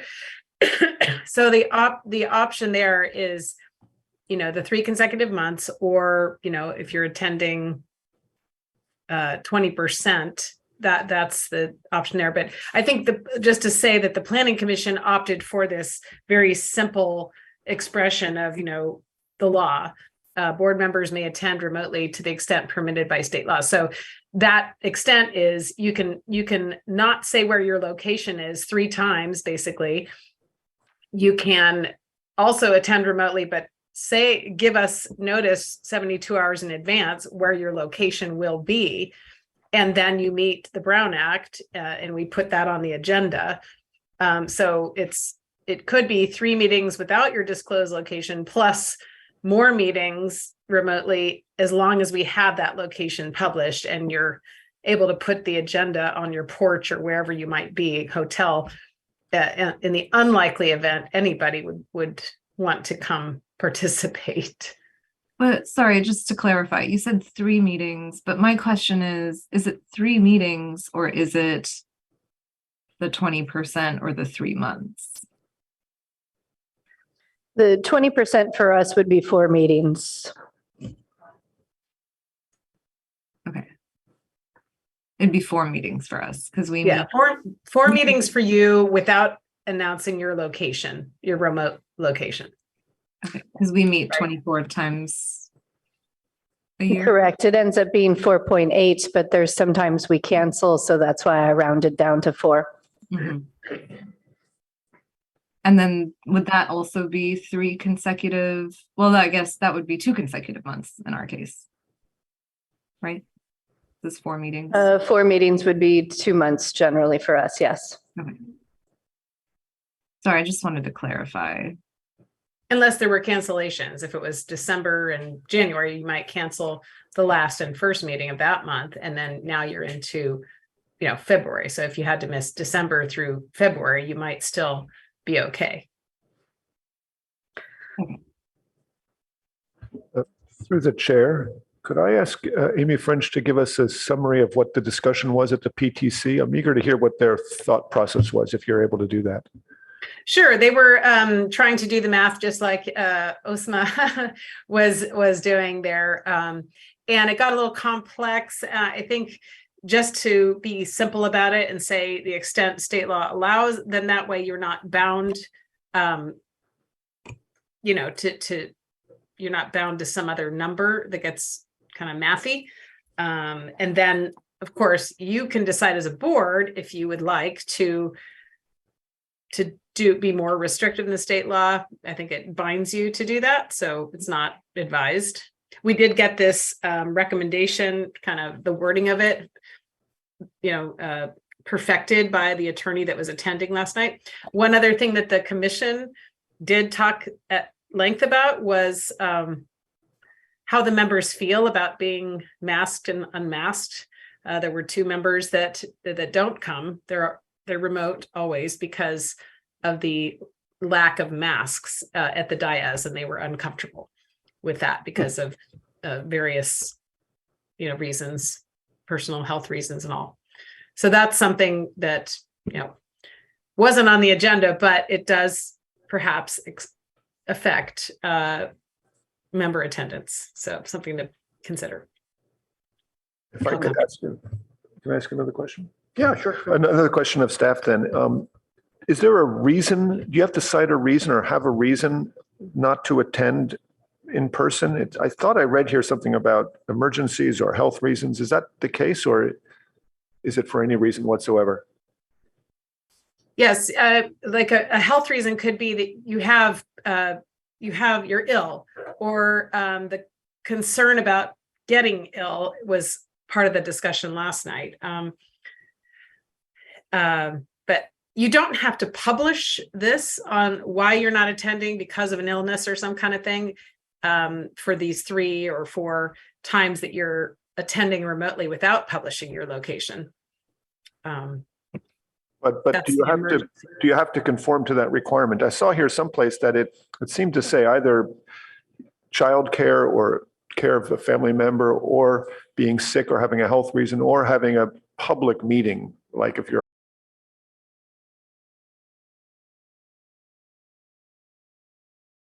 at work.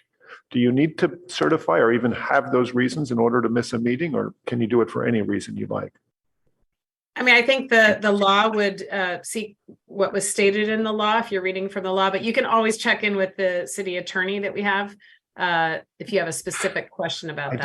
I just asked you a specific question, Amy. Are you able to give me an answer to it? So I have the law in front of me. It does say emergency circumstances means a physical or family medical emergency that prevents a member from attending. A just cause means any of the following: child care, could also be, adult care of a grandparent or something, a contagious illness that prevents a member from attending, a need related to a physical or mental disability, and travel while on official business of the legislative body. But it does not talk about just work travel. So if we're enacting state law, that's what has to be followed. Is that correct? I think if we're talking about these 3 or 4 hearings where you're not giving your location, then yes. But if you were traveling for work and you gave your location, I think that's a possibility. Can I ask another question, David? What the heck? Okay, so do we as a board have the option to go not more conservative, more liberal than these things? Can we add our own reason if you have a work-related reason to not attend in person? Would that be acceptable for us to add that ourselves? I don't think we can add to state law, no. So we can't. I think you're asking for our ARB bylaw, though, right? I mean, I'm hearing on the Well, one again, hand, the difference is, are you going to give your location or not? If you are not going to give your location, there needs to be this sort of family emergency. If you are going to give your location, then it could just be because you're on business travel. But you would need to give your location. okay. And you could decide as a board, what's reasonable, how many times you feel that board members could do that, give locations and miss meetings and be remote. Sorry, so just to clarify, really the big sort of swing of this point is whether or not you disclose your location. And if that's the case, when you do disclose your location, how far ahead of time does that need to be? Does it need to be formally in writing? And that one can be for basically any situation. So if you were traveling to Florida to visit your sister, you can take it remotely via Zoom, as long as you provide what notice and in what format. So it's 72 hours in advance is when we have to post, changes to the agenda. So that would be, before 72 hours, because we're making the posting 72 hours in advance. And it should be something in, an email and plenty of time for us to do that. Great. And then you would have to post the actual agenda on your hotel door or wherever, the house where you're taking the meeting. So with the agenda, actually, this is an interesting follow-up question. Because at that point, you basically have to get these packages delivered to wherever you are. So for example, this Florida, so these would have to be mailed to Florida. I would have to get them. And then during the Zoom meeting, I'd have to post a sign on the door of wherever I'm at, even if nobody else can see it. So I think, yes, I think you could bypass the physical packet if you choose. You could say, I'm just going to take it online this time. Okay. That's an option. Okay, but the physical posting on the door needs to happen. Yes. And then it's the reason what I'm trying to get after here is I feel like, and I might be the only one speaking for this, but I feel like it's anytime we can get more people to review a project, the better off we are. And so my concern is I want to make sure that this is as easy as possible for people to attend remotely should they have to. If it gets to the point where you're like, I can either attend remotely, but I'm gonna have to jump through hoops A, B, and C, or I can just not show up and I don't have to do anything, right? You want to make sure that this path of attendance is as easy as possible. Of course, within standards and state laws, but that's sort of where my head is at right now, is how do we make sure that this is easy enough?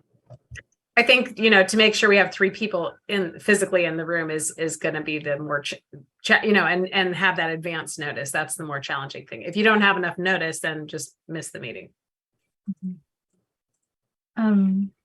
What about if something like what happened to me today happens, where my bike gets a flat tire and Caltrain's schedule is running an hour and a half behind, and I have no physical way of getting to the meeting on time?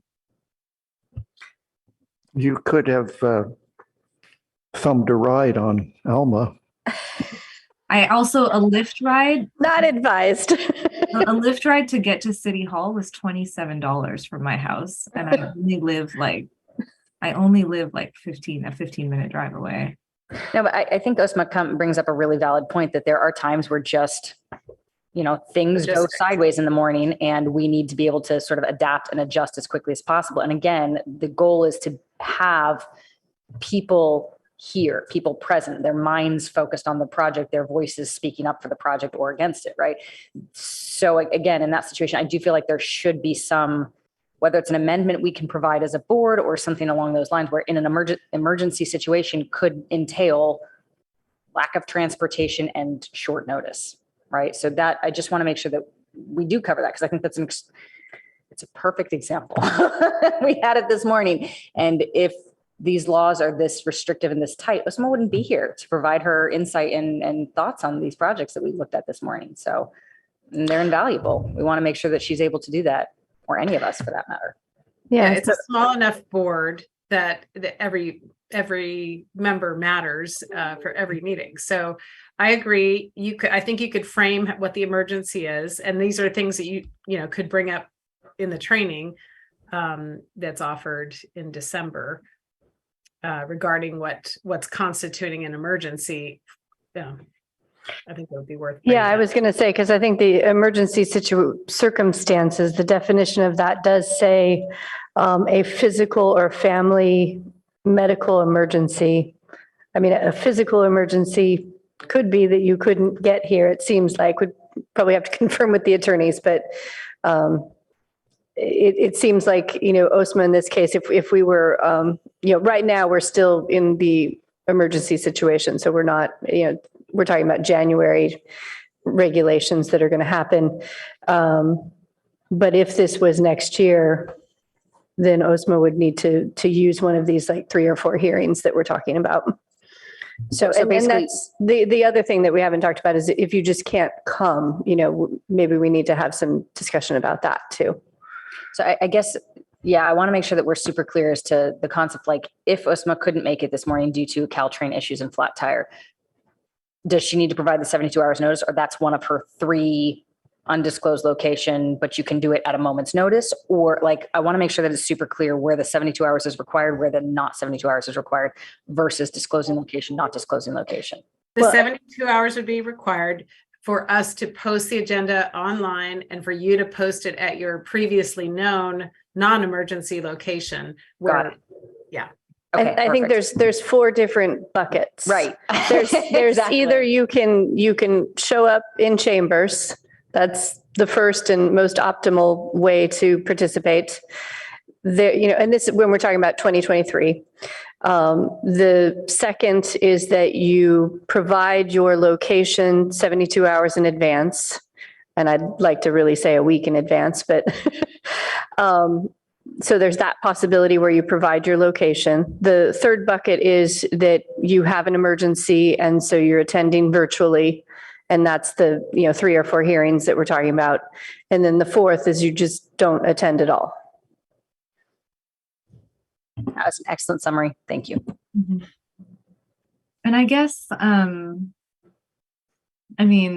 the thing that happened to me this morning isn't a very regular thing. That said, Caltrain this week has been very unreliable. But I guess I wonder, if say we're into next year and this happens to any one of us, and say it is our 4th meeting, and say it's like in June or something, does that do we want to make any provisions for, can we make any provisions to go beyond 4 meetings for situations like that? I don't believe. Up until this morning, I had every intention of being there, up until I realized the train was not coming. I had every intention to be there in person.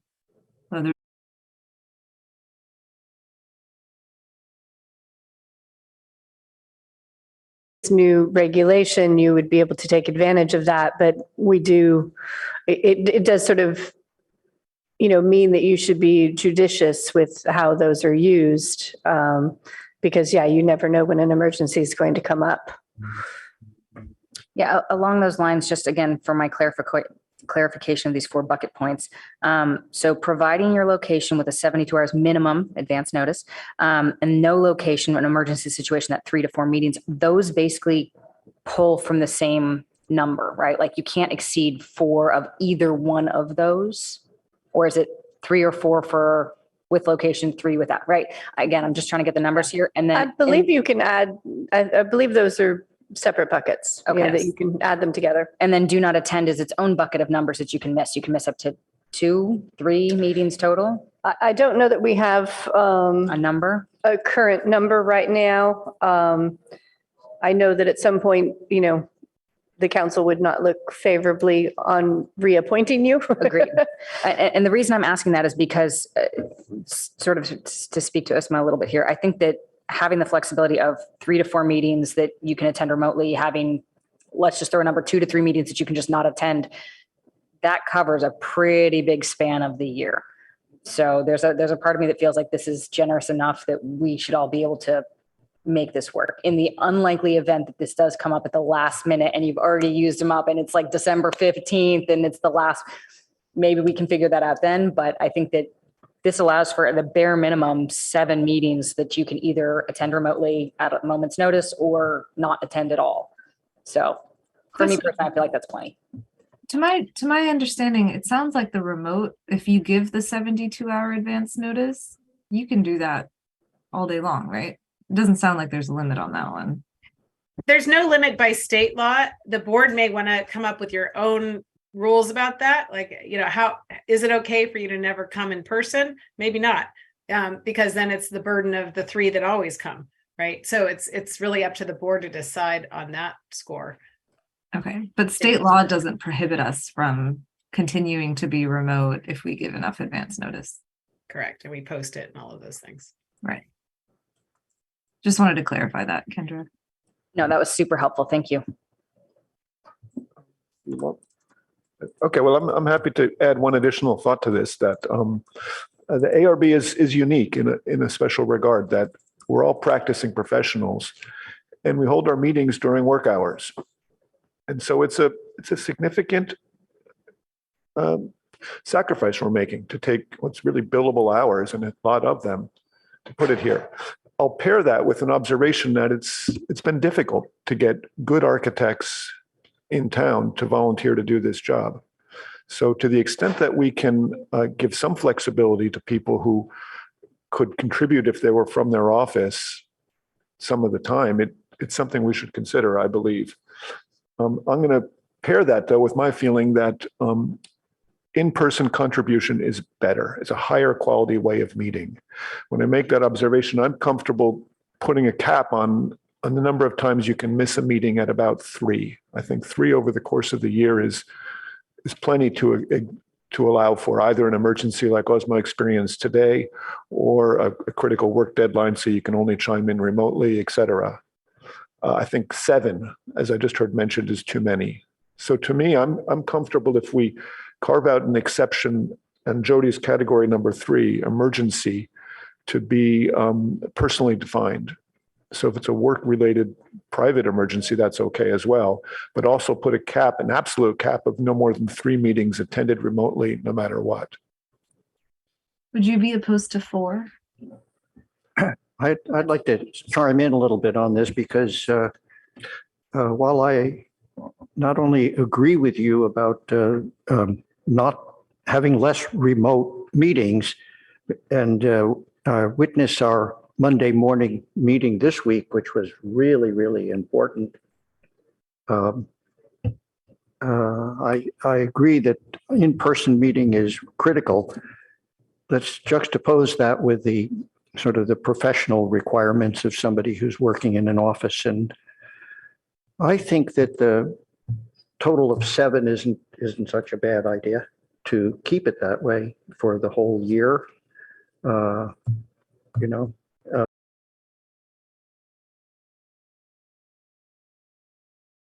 And for part of that time, that gets that exception. But as an exception, it could be 7. And a preference, of course, that we attend, as much as possible.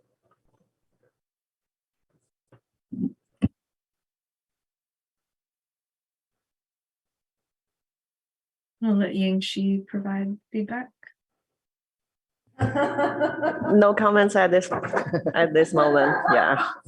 So can I get a clarification from staff? Are we able to add to our bylaws per state law, but also put the caveat that you can choose not to attend without the 72-hour notice a certain number of times? That's basically going more liberal than state law. Is that something we can do? Do we have that option?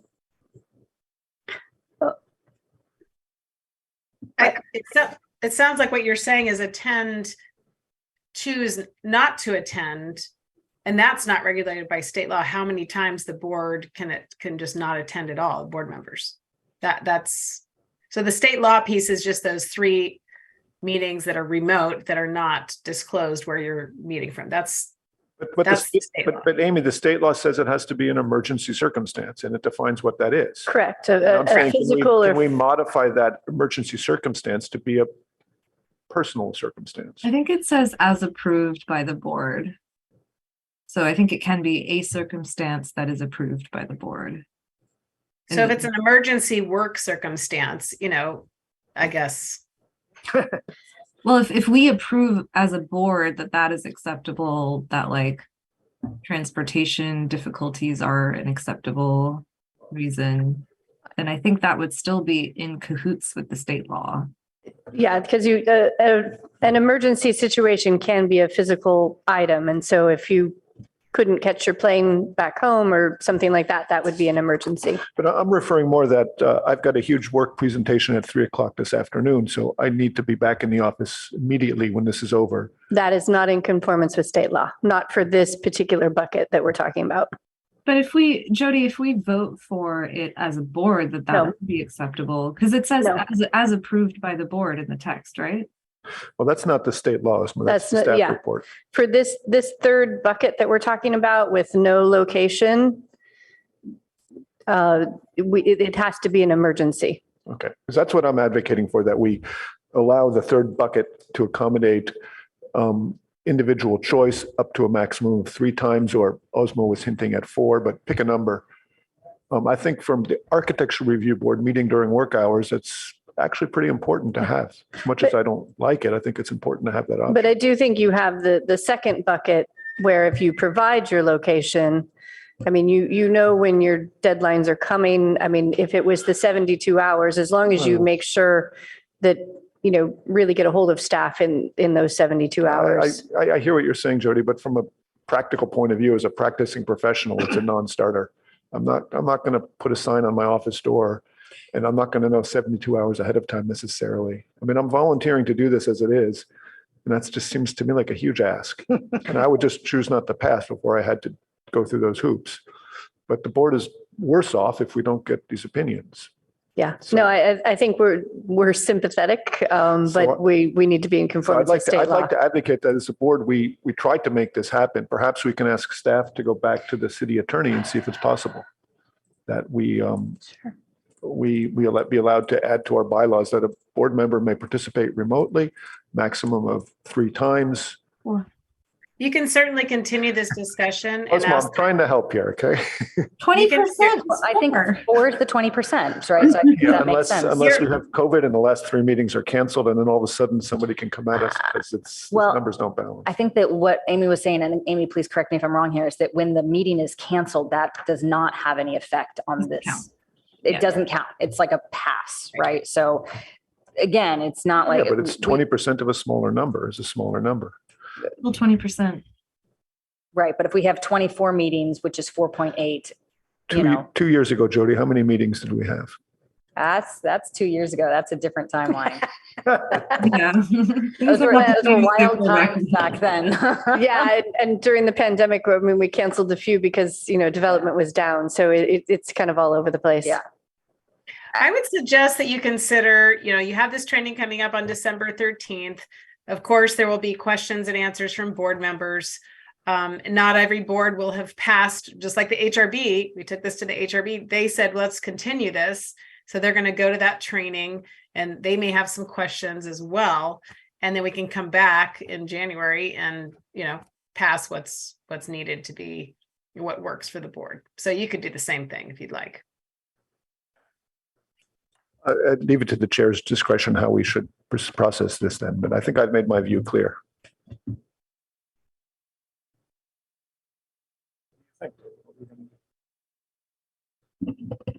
I find some interest in the concept of doing the training and then coming back and revisiting this afterwards. So if I might Yeah, just I put that think 2 cents in, I think hold that, off in December 13th. right. Yeah. Yeah, I'd be open to that as well, just in case there's new things that come up in that training that we're not thinking about now. Okay.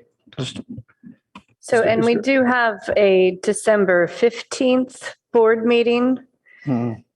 So I don't would you want staff to be ready at that time, or would you want to wait till January? I think, yeah, we need a little time just to defer it. One meeting wouldn't be a bad idea. To the 15th of 15th. December? Mhm. Okay, then we would need a motion for I continued. thought, David, you wanted to continue it. I past want the to 15th. continue one meeting beyond that. So the first meeting in January. So or it'd be something. January 5th, Okay, 2023. January 5th is normally canceled. Yeah, so the next. meeting. January 19th. Correct. Is there any appetite on the board to ask staff to investigate with the city attorney whether it's possible to do what I was talking about, having We will no do that. reason? Yeah. I'd like Yeah. to, I'm sure the training is going to be fairly negative about that, but I'd like to hear the city attorney chime in. Yeah. I'd be supportive of that.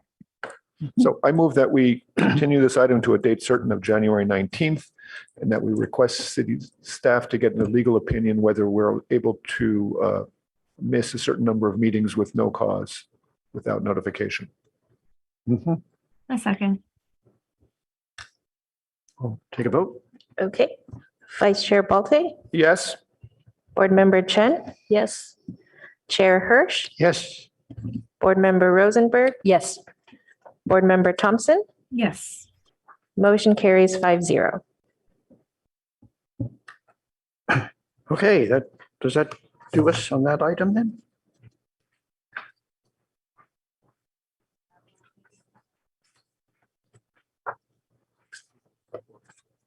So, so now final ad hoc meeting objective standards. Well,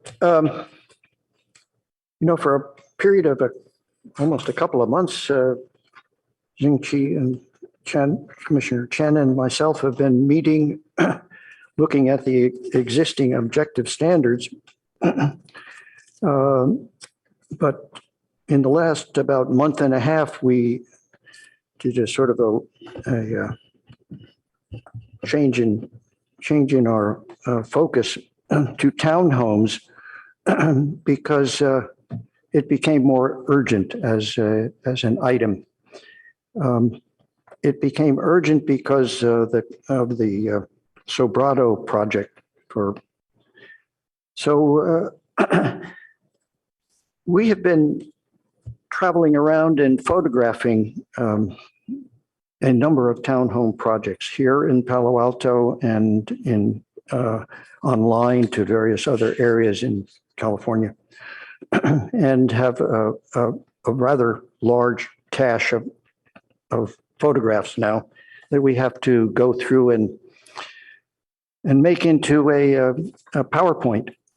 Our concept is to come in with a PowerPoint that sort of looks at all of these facilities, because ultimately you folks have to all agree with wherever we are as to what the items are within this that would affect any changes in the objective regulations. So we haven't done that yet, but we do intend to continue working on that. Just to sort of describe what it is we expect to do is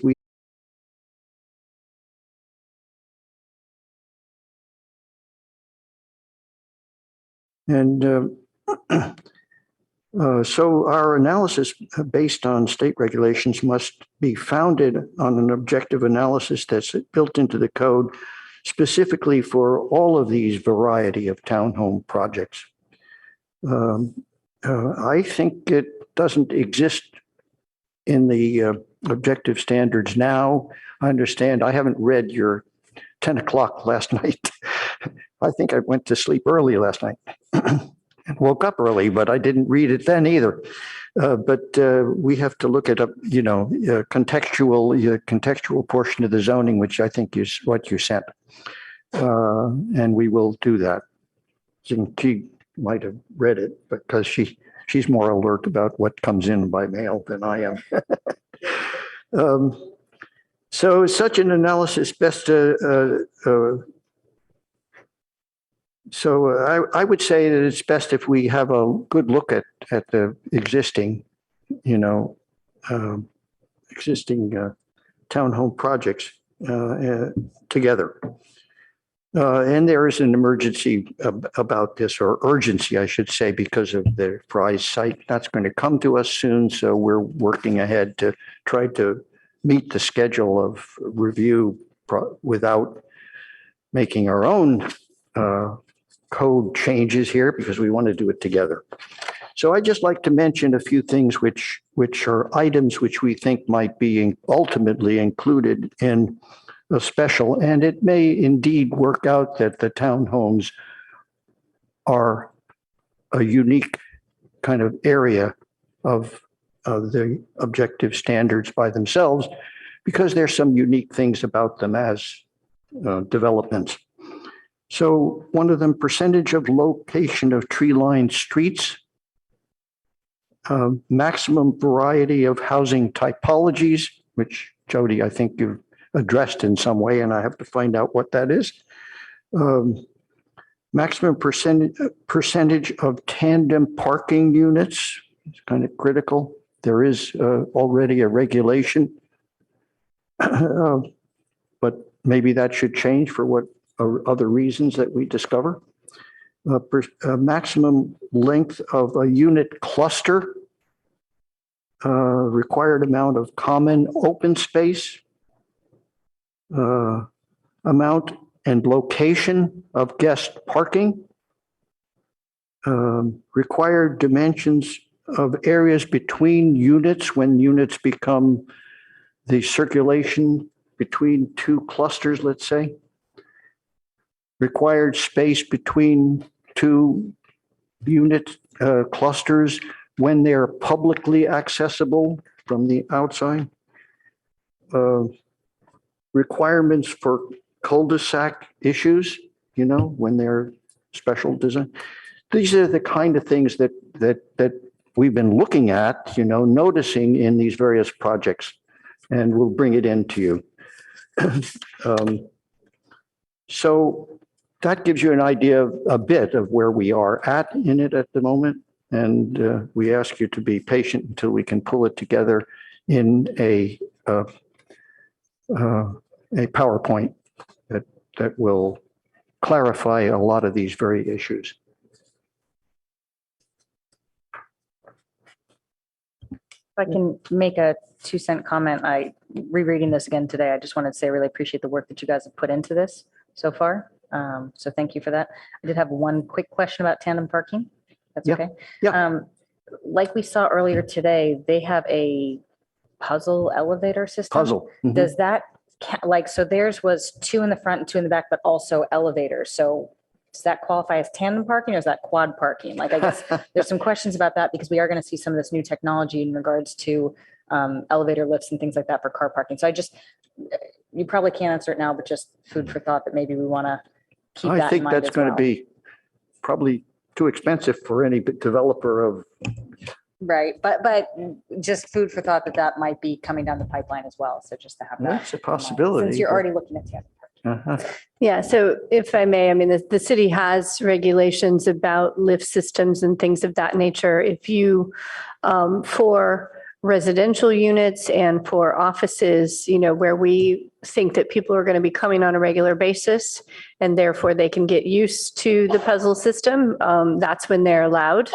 We don't allow them in retail situations because there's new people coming all the time. But where a puzzle lift is allowed, we do require that there is an entry point that anyone can access, that your car's not behind someone else, or there doesn't have to be this juggling. The lift system should do the juggling for you so that you can easily get your car out of that system. So we don't allow, we have had developers propose tandem lift systems where, they're both puzzles, but you have to drive through one lift to get to the second, and we don't allow that either. Thank you. Just giving some thought to that, I don't know if we've run across a townhome project yet that has common parking space, but it's possible. So a very large project of townhomes I could see would have, let's say, a personal parking space in your house and a tandem parking space in a common garage of some sort. Very reasonable for that to happen. So I guess that would have to be looked at. So it's kind of an expansion of where we're at because we're not looking at projects that are that big. Okay, but thank you for that. Yeah, we do allow tandem parking if it was the same unit. So if a unit required two spaces, those could be in a tandem situation because we figure, you're either family or roommates, you can shuffle your cars around appropriately. Right. So I did just want to bring up a few other notes too, related to the context-based design standards. The council, when they approved our objective design standards, meaning 1824, the council also kept the original context-based design standards and basically said that if you're a housing development project and you want that streamlined system, then you use 1824. If you're anything else, then you go back to the original context-based design standards. But we did, in developing the objective design standards, very much relied on context-based. And so they should be fairly equivalent. One is just more objective than the other.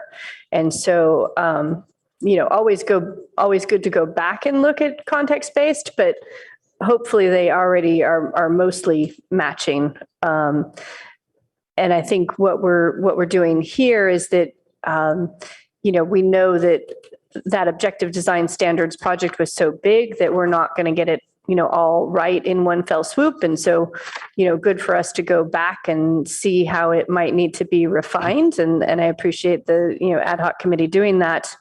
But the 200 Portage townhomes are on file. They are an SB 330 project where the regulations have been frozen in time. And so that is not a project that we can affect with any future code changes. But there will be, more townhome projects in our future, I would assume. And so, good for us to continue making these changes. I'd like to add in a couple of things if I could quickly. One is to the committee. I think it'd be good to get a definition of a townhome project. I think we all know what it looks like, but we're talking about writing laws and regulations here. And I think it's worth actually making an effort to see what's been done by other communities, but also what would we recommend? So we can have some substance behind this. Staff might also be able to help with that. Then I guess I'd like to comment that I think, yes, for all that work we did on the objective standards, I think we missed the opportunity to address this particular typology of townhomes.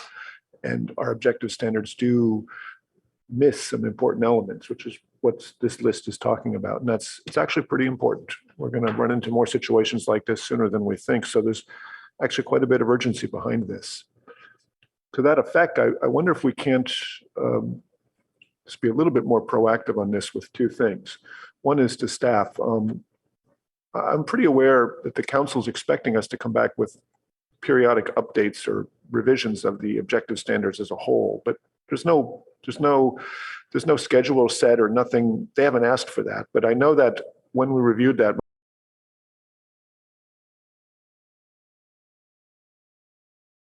together some calendar of what that process would be. Where does it start? How do we go forward? Or even just ask the council, is that something they want us to do? But it seems to me that we should all be on the same page. If they don't want this or they're not going to take it up, then we're wasting our time. If they hear from us that there's a number of things we think they should look at, can we try to frame in with them when and what process that would be? Then I'd like to come back to our subcommittee too. This has been on the books for quite a few months now. And I'm disappointed that we set this up. We postponed it already 2 weeks and now we hear that you're not ready. I'd like to maybe say, let's pick a time that you think you really will be ready to make this presentation so we can push this forward. So is there any appetite to try to set a date? Is that being too aggressive? I don't want us to let it slip because we're trying to make it perfect rather than just having a discussion and try to work together with staff to get these regulations in place. So January 19th, is that too soon to say, let's try to commit to having whatever presentation you can make by then? Or you tell us, what date do you think we can do this by? What do you think? Yeah, I think David and I were talking about maybe it's better for us to show some examples we saw so that give everyone an idea on what happened in town, because for the townhouse project, actually, during the last few years, there is really no townhouse project in town. And we saw there are lots of good projects that has been done maybe 10 years ago or even longer that we saw they're really, which are approved by the board, that are really high quality design with either site planning or material selection. So that's why we were also thinking about, oh, maybe we will just do some research both in town and also see what happened in the greater Bay Area. And then we want to collect some images and then show you. And then maybe we were talking about maybe separate this to be two meetings. One is to show the examples, what we observed, and then we can trigger some discussions maybe in the next meeting. Yeah, so maybe by the 19th, we could have a PowerPoint show. We're kind of ready with our images. We've been all around. So I think that maybe we could schedule it, the first one, the 19th of January. What do you think?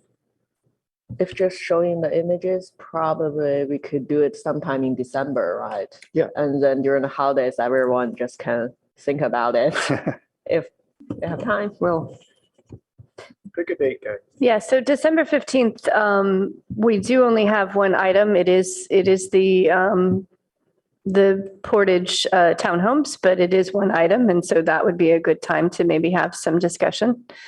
And then we can just sort of do a little bit each hearing if we want to do something like that. And I think as far as, council direction, I will talk to the director, make sure and look back at our work plan. Can we do it by then? I think the main issue would just be how much staff time it would take. But I think so far, the ad hoc committee has been doing the heavy lifting. So I think we're okay so far. So say if the meeting is on December 15th, then when do we need to give you our stuff? Is there like 1 week before or even longer? The earlier, the better. If the staff reports need to be done a couple of weeks ahead. But if you're talking about just a presentation itself, we only need that. So just note it. Yeah, the day before or so. Okay, so can we? Tell you what, we'll commit to the 15th for PowerPoint. Yes, Ozma, you want? Yeah, I have some comments, just basic ones. Can I take them now? Go ahead. So I think this is a good study. Maybe I won't go into a lot of the comments I have, but a couple of things I would say is there's kind of two typologies that are related to townhomes. One's like a freestanding townhome, and the other one is like a base of a multifamily project. So like if the architects of the previous design building that we saw today decide to take out on the street, those would kind of be like a townhome typology, given that they'll have the extra height. And so I think as you're going through these objective standards, I think it would be good to incorporate like the attached to like at the base of a bigger building, that kind of townhome typology in your objective standard discussions. Item 4 on the packet, page 67, is talking about at least 2 colors and 2 basic materials. And that may or may not make sense in the second version that I'm talking about, where it is attached to a bigger building. A lot of people like to keep that I mean, it lends itself to a certain architectural style, so I would be curious to see photos to kind of see where that came from. And then the other overall comment that I had was maybe something that can get interleaved here. I didn't see it. Maybe I missed it, but I think the main concern, or one of the main concerns we had with the project that came in front of us in the past was townhomes are successful when there's eyes on the streets. And so kind of having that be as part of the design intent. You know, we've seen projects where the streets are kind of the main part of the circulation, but there's no eyes on the streets. There's no access on the streets. It's just like a wall of garages. And so that would just be another piece of feedback I would add to kind of add something to encourage eyes on the streets. Those are my 3 comments. Mhm. Okay, thank you. All right, so we will agree. We'll work for the December meeting. And wanted to assume that we're going to notify you. That's a given. But I have another question. There clearly might be some problems with the 200, the Sobrato project. I think for one, they have a paseo down the middle of it. I think we need to be careful that that project's not agendized. Yes. We will be hearing it on the 15th. And yet, If you want we're talking in sort of general terms here. I would like to know, you made a statement about it, that we can talk about it, but it's not going to be considered as a. If you want to talk about good aspects of a townhouse project in general, we can talk about that. And it's not going to have any effect on that project. Is that what you're telling us? We have limited regulations that we can apply to the Sobrato townhomes, correct? Because it is a SB 330 project. So they have frozen regulations. So anything we say is regarding that project. Well, I think, again, we'll come on the 15th and give you a full, rundown of that project. I mean, it also is a development agreement that council has worked out. So there's other factors involved as well. I think if you have questions about that project or you have large concerns, then certainly, email that to staff ahead of time so that we can be prepared to have that discussion on the 15th. Kind of difficult. We haven't sat as a board and discussed any of this or even. Yeah, well, that's what the 15th is all about. So we can have a board discussion. But for right now, you're doing your individual homework and, seeing what questions you have. And if you want staff to be ready with an answer, then, please let us know ahead of time what your questions are going to be. How do we deal with that? Can somebody else talk about this? Well, I personally, I'm looking forward to seeing the presentation on the 15th from you guys. And I think that we'll be able to better discuss some of the finer detail points of that once we have some of these physical examples to look at and projects that have not been built yet versus projects that have already been built. I think that's a very different conversation. So, and that's going to be the same day that we get there. And we can, you can, if you want to have, the order of the agenda, we can make that sort of change. If you wanted to have your general townhome discussion first, yes. As long as we keep it general, we could do that.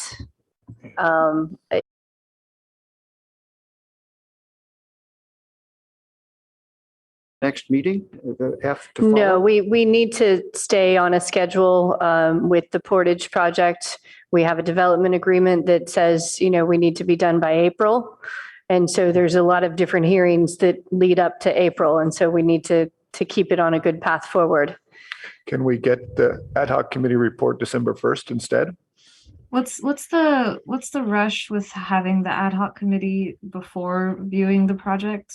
What's the point of doing that? Yeah, and actually, I'm sorry, there is a December 1st. I don't know why I skipped over that. Thank you. So Well, to Osma's question, there is no formal linkage whatsoever. Staff has made it clear that future projects coming in right now as townhouses have to be evaluated under the current objective standards. So anything we're talking about is future. I think David is of the mind that there's still things he'd like us to be thinking about that he and Yingchi have uncovered regarding townhouses that would help us in our evaluation in a general sense. And I think he's eager for us to hear and learn those things sooner. So that's the rush, Osma, if you call it that. Okay. I mean, I feel like those things could still come out of their comments on the project that we would hear at a regular meeting anyway. They could. I from what I understand, they're looking to make a rather large presentation of images of townhomes around the Bay Area that wouldn't be appropriate during an individual project. And I encourage them to do that. I think it's a great idea. Seems to me like we ought to do it December 1st. I So what's have our- one slight hesitation here, and that's that it feels like we're tying two things together that should not and maybe cannot be tied together in terms of this project that's going to come before us. It's got the SB 330. And so we're evaluating on one set of standards. And it feels kind of like we're trying to push this idea of these new townhomes in front of us so that it's in our heads, even though we can't formally hold this project to those standards. Yes. So I'm a little bit, this feels a little bit questionable to me in that regard in terms of tying them together. I want to see these townhomes. I want to see the photos. I think that that's a great idea, and I would like to see it sooner rather than later. As Board Member Balde said, we've sort of it's been a minute, so let's get that moving forward in terms of seeing these. But I do want to just caution the board that we do want to maintain the neutrality of the project that we will be looking at, and that I don't want to tie it too closely to this presentation of the ad hoc committee because it is held to a different standard. We need to respect that.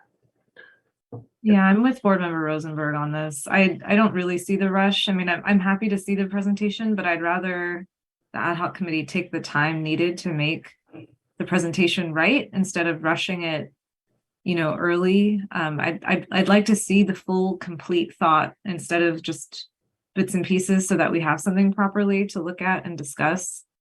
And Board Member Rosenberg's right. I don't really see, I understand that we're going to get a similar typology of presentation in front of us, but if it's not related, we're all really good at reviewing projects, and that's kind of what we do. And so I don't see the point necessarily in having one in front of the other. So perhaps in January instead?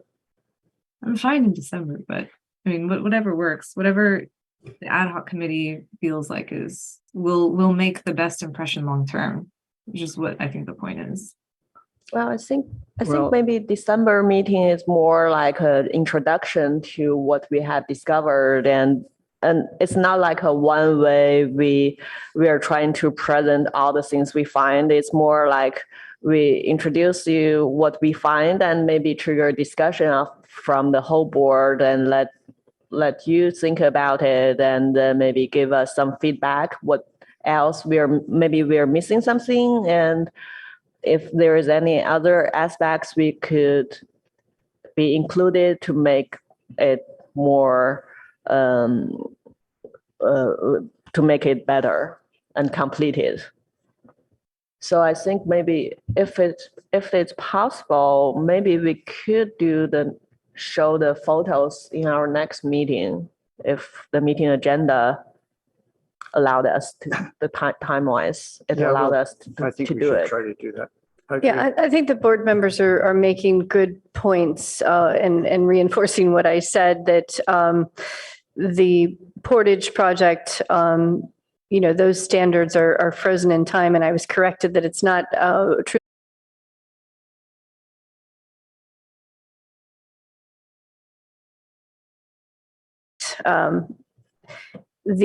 So I think if we wanted to go on December 15th, I think we would hear the townhomes first, and then we could have the ad hoc committee second, and because they are, two separate things. But if we want to delay till January, that's fine too. I think we should try to put together the show for December. I think we can do that. Is it possible to fit this thing on the first meeting, December 1st?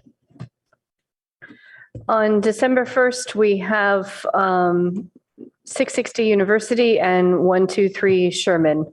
They're both fairly large projects, but we can certainly add a third item if we so choose.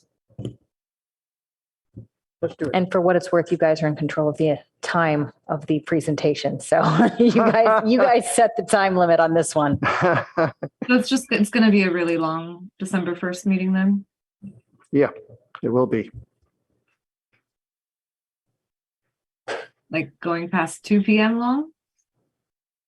And for this is a very selfish comment, is that I will also be not in chambers. I won't be in the meeting at all on December 15th. So I do have a slight preference for it being on December 1st because then I can be here. Sorry. So yeah, it would be December 1st would likely be a much longer meeting. And I apologize for that. That's a little bit of intrusion of my personal life on this board. I'd rather you be there. So that makes sense. Okay, so do we need a motion for this then? Or just that we, No, we're fine. We'll just go ahead and staff knows to agendize this for December 1st. okay, thank you. And we should all block out our calendars a little bit later for that meeting, probably. Yeah, I'm assuming we still have kind of a 2:00 cutoff though for picking up children and those sorts of things. So if you block your calendar till 2, we should be good. Okay, so I think that does it for today. So we're adjourned. We just announcements, because this morning went by very quickly. I did just want to, I'm officially handing the baton to Claire. She's going to take over as ARB liaison. I've been doing this for, I realized, 8 years now. So I wanted to make sure and get this on my resume, but I think after that many years, it's on my resume. So, but thank you. I do appreciate, it's been wonderful, working with the ARB. You are professionals. And I really do appreciate that. It's been a joy to work with you. I did also want to announce we have a change with our support staff as well. We do have Veronica has been recently promoted, and so she got a job title change, and she also got to help us with the ARB here. So you'll have a whole new set of staff, but Medina is still here, I'm still here, so they have lots of support and backup. So thank you very much. Well, Jody, that doesn't come by itself, because we have to reverse this discussion here and tell you how much we're really going to miss you in any case, because every time we turn to you, you can always apply somewhere in the code that you better just. So, Claire, it's a heavy task here, that you're taking on, but we welcome you as well. Thank you so much. Was your last meeting, Jody? I missed that. I'm definitely still working for the city. I definitely will still probably be attending hearings, until Claire fully gets on her feet. And maybe even then I'll probably still kind of attend in the background to answer questions as needed. So I'm still around. But yes, thank you very much. And thank you. I just really quickly, I think I would like to speak for the board here a little bit. Welcome, first of all, and congratulations to you both. That's really exciting. I've only been on the board a very short amount of time, and I know that it's going to be tremendous loss not having Jody and Medina both sitting behind those two desks. So thank you for all of your time and efforts and being so welcoming when we joined the board. So, but excited to work with you guys as well. There is, I have a quick announcement, just to let everyone know. This evening, board member Bolte and I will probably be attending a focus group on CalAV. I believe that's today. I think the team over there is kind of working towards CalAV updates and standards. So just wanting to let the board know that board member Bolte and I will probably be attending that this evening, and hopefully I'll have a car or something. I will come get you, Osma, if you need. Let me know. No, I'll check with my Don't be husband. so proud, or I'll pump up your bicycle tire for you. All right, yeah, I just wanted to let the group know that. Okay, Meeting's over. thanks everyone. Thank you.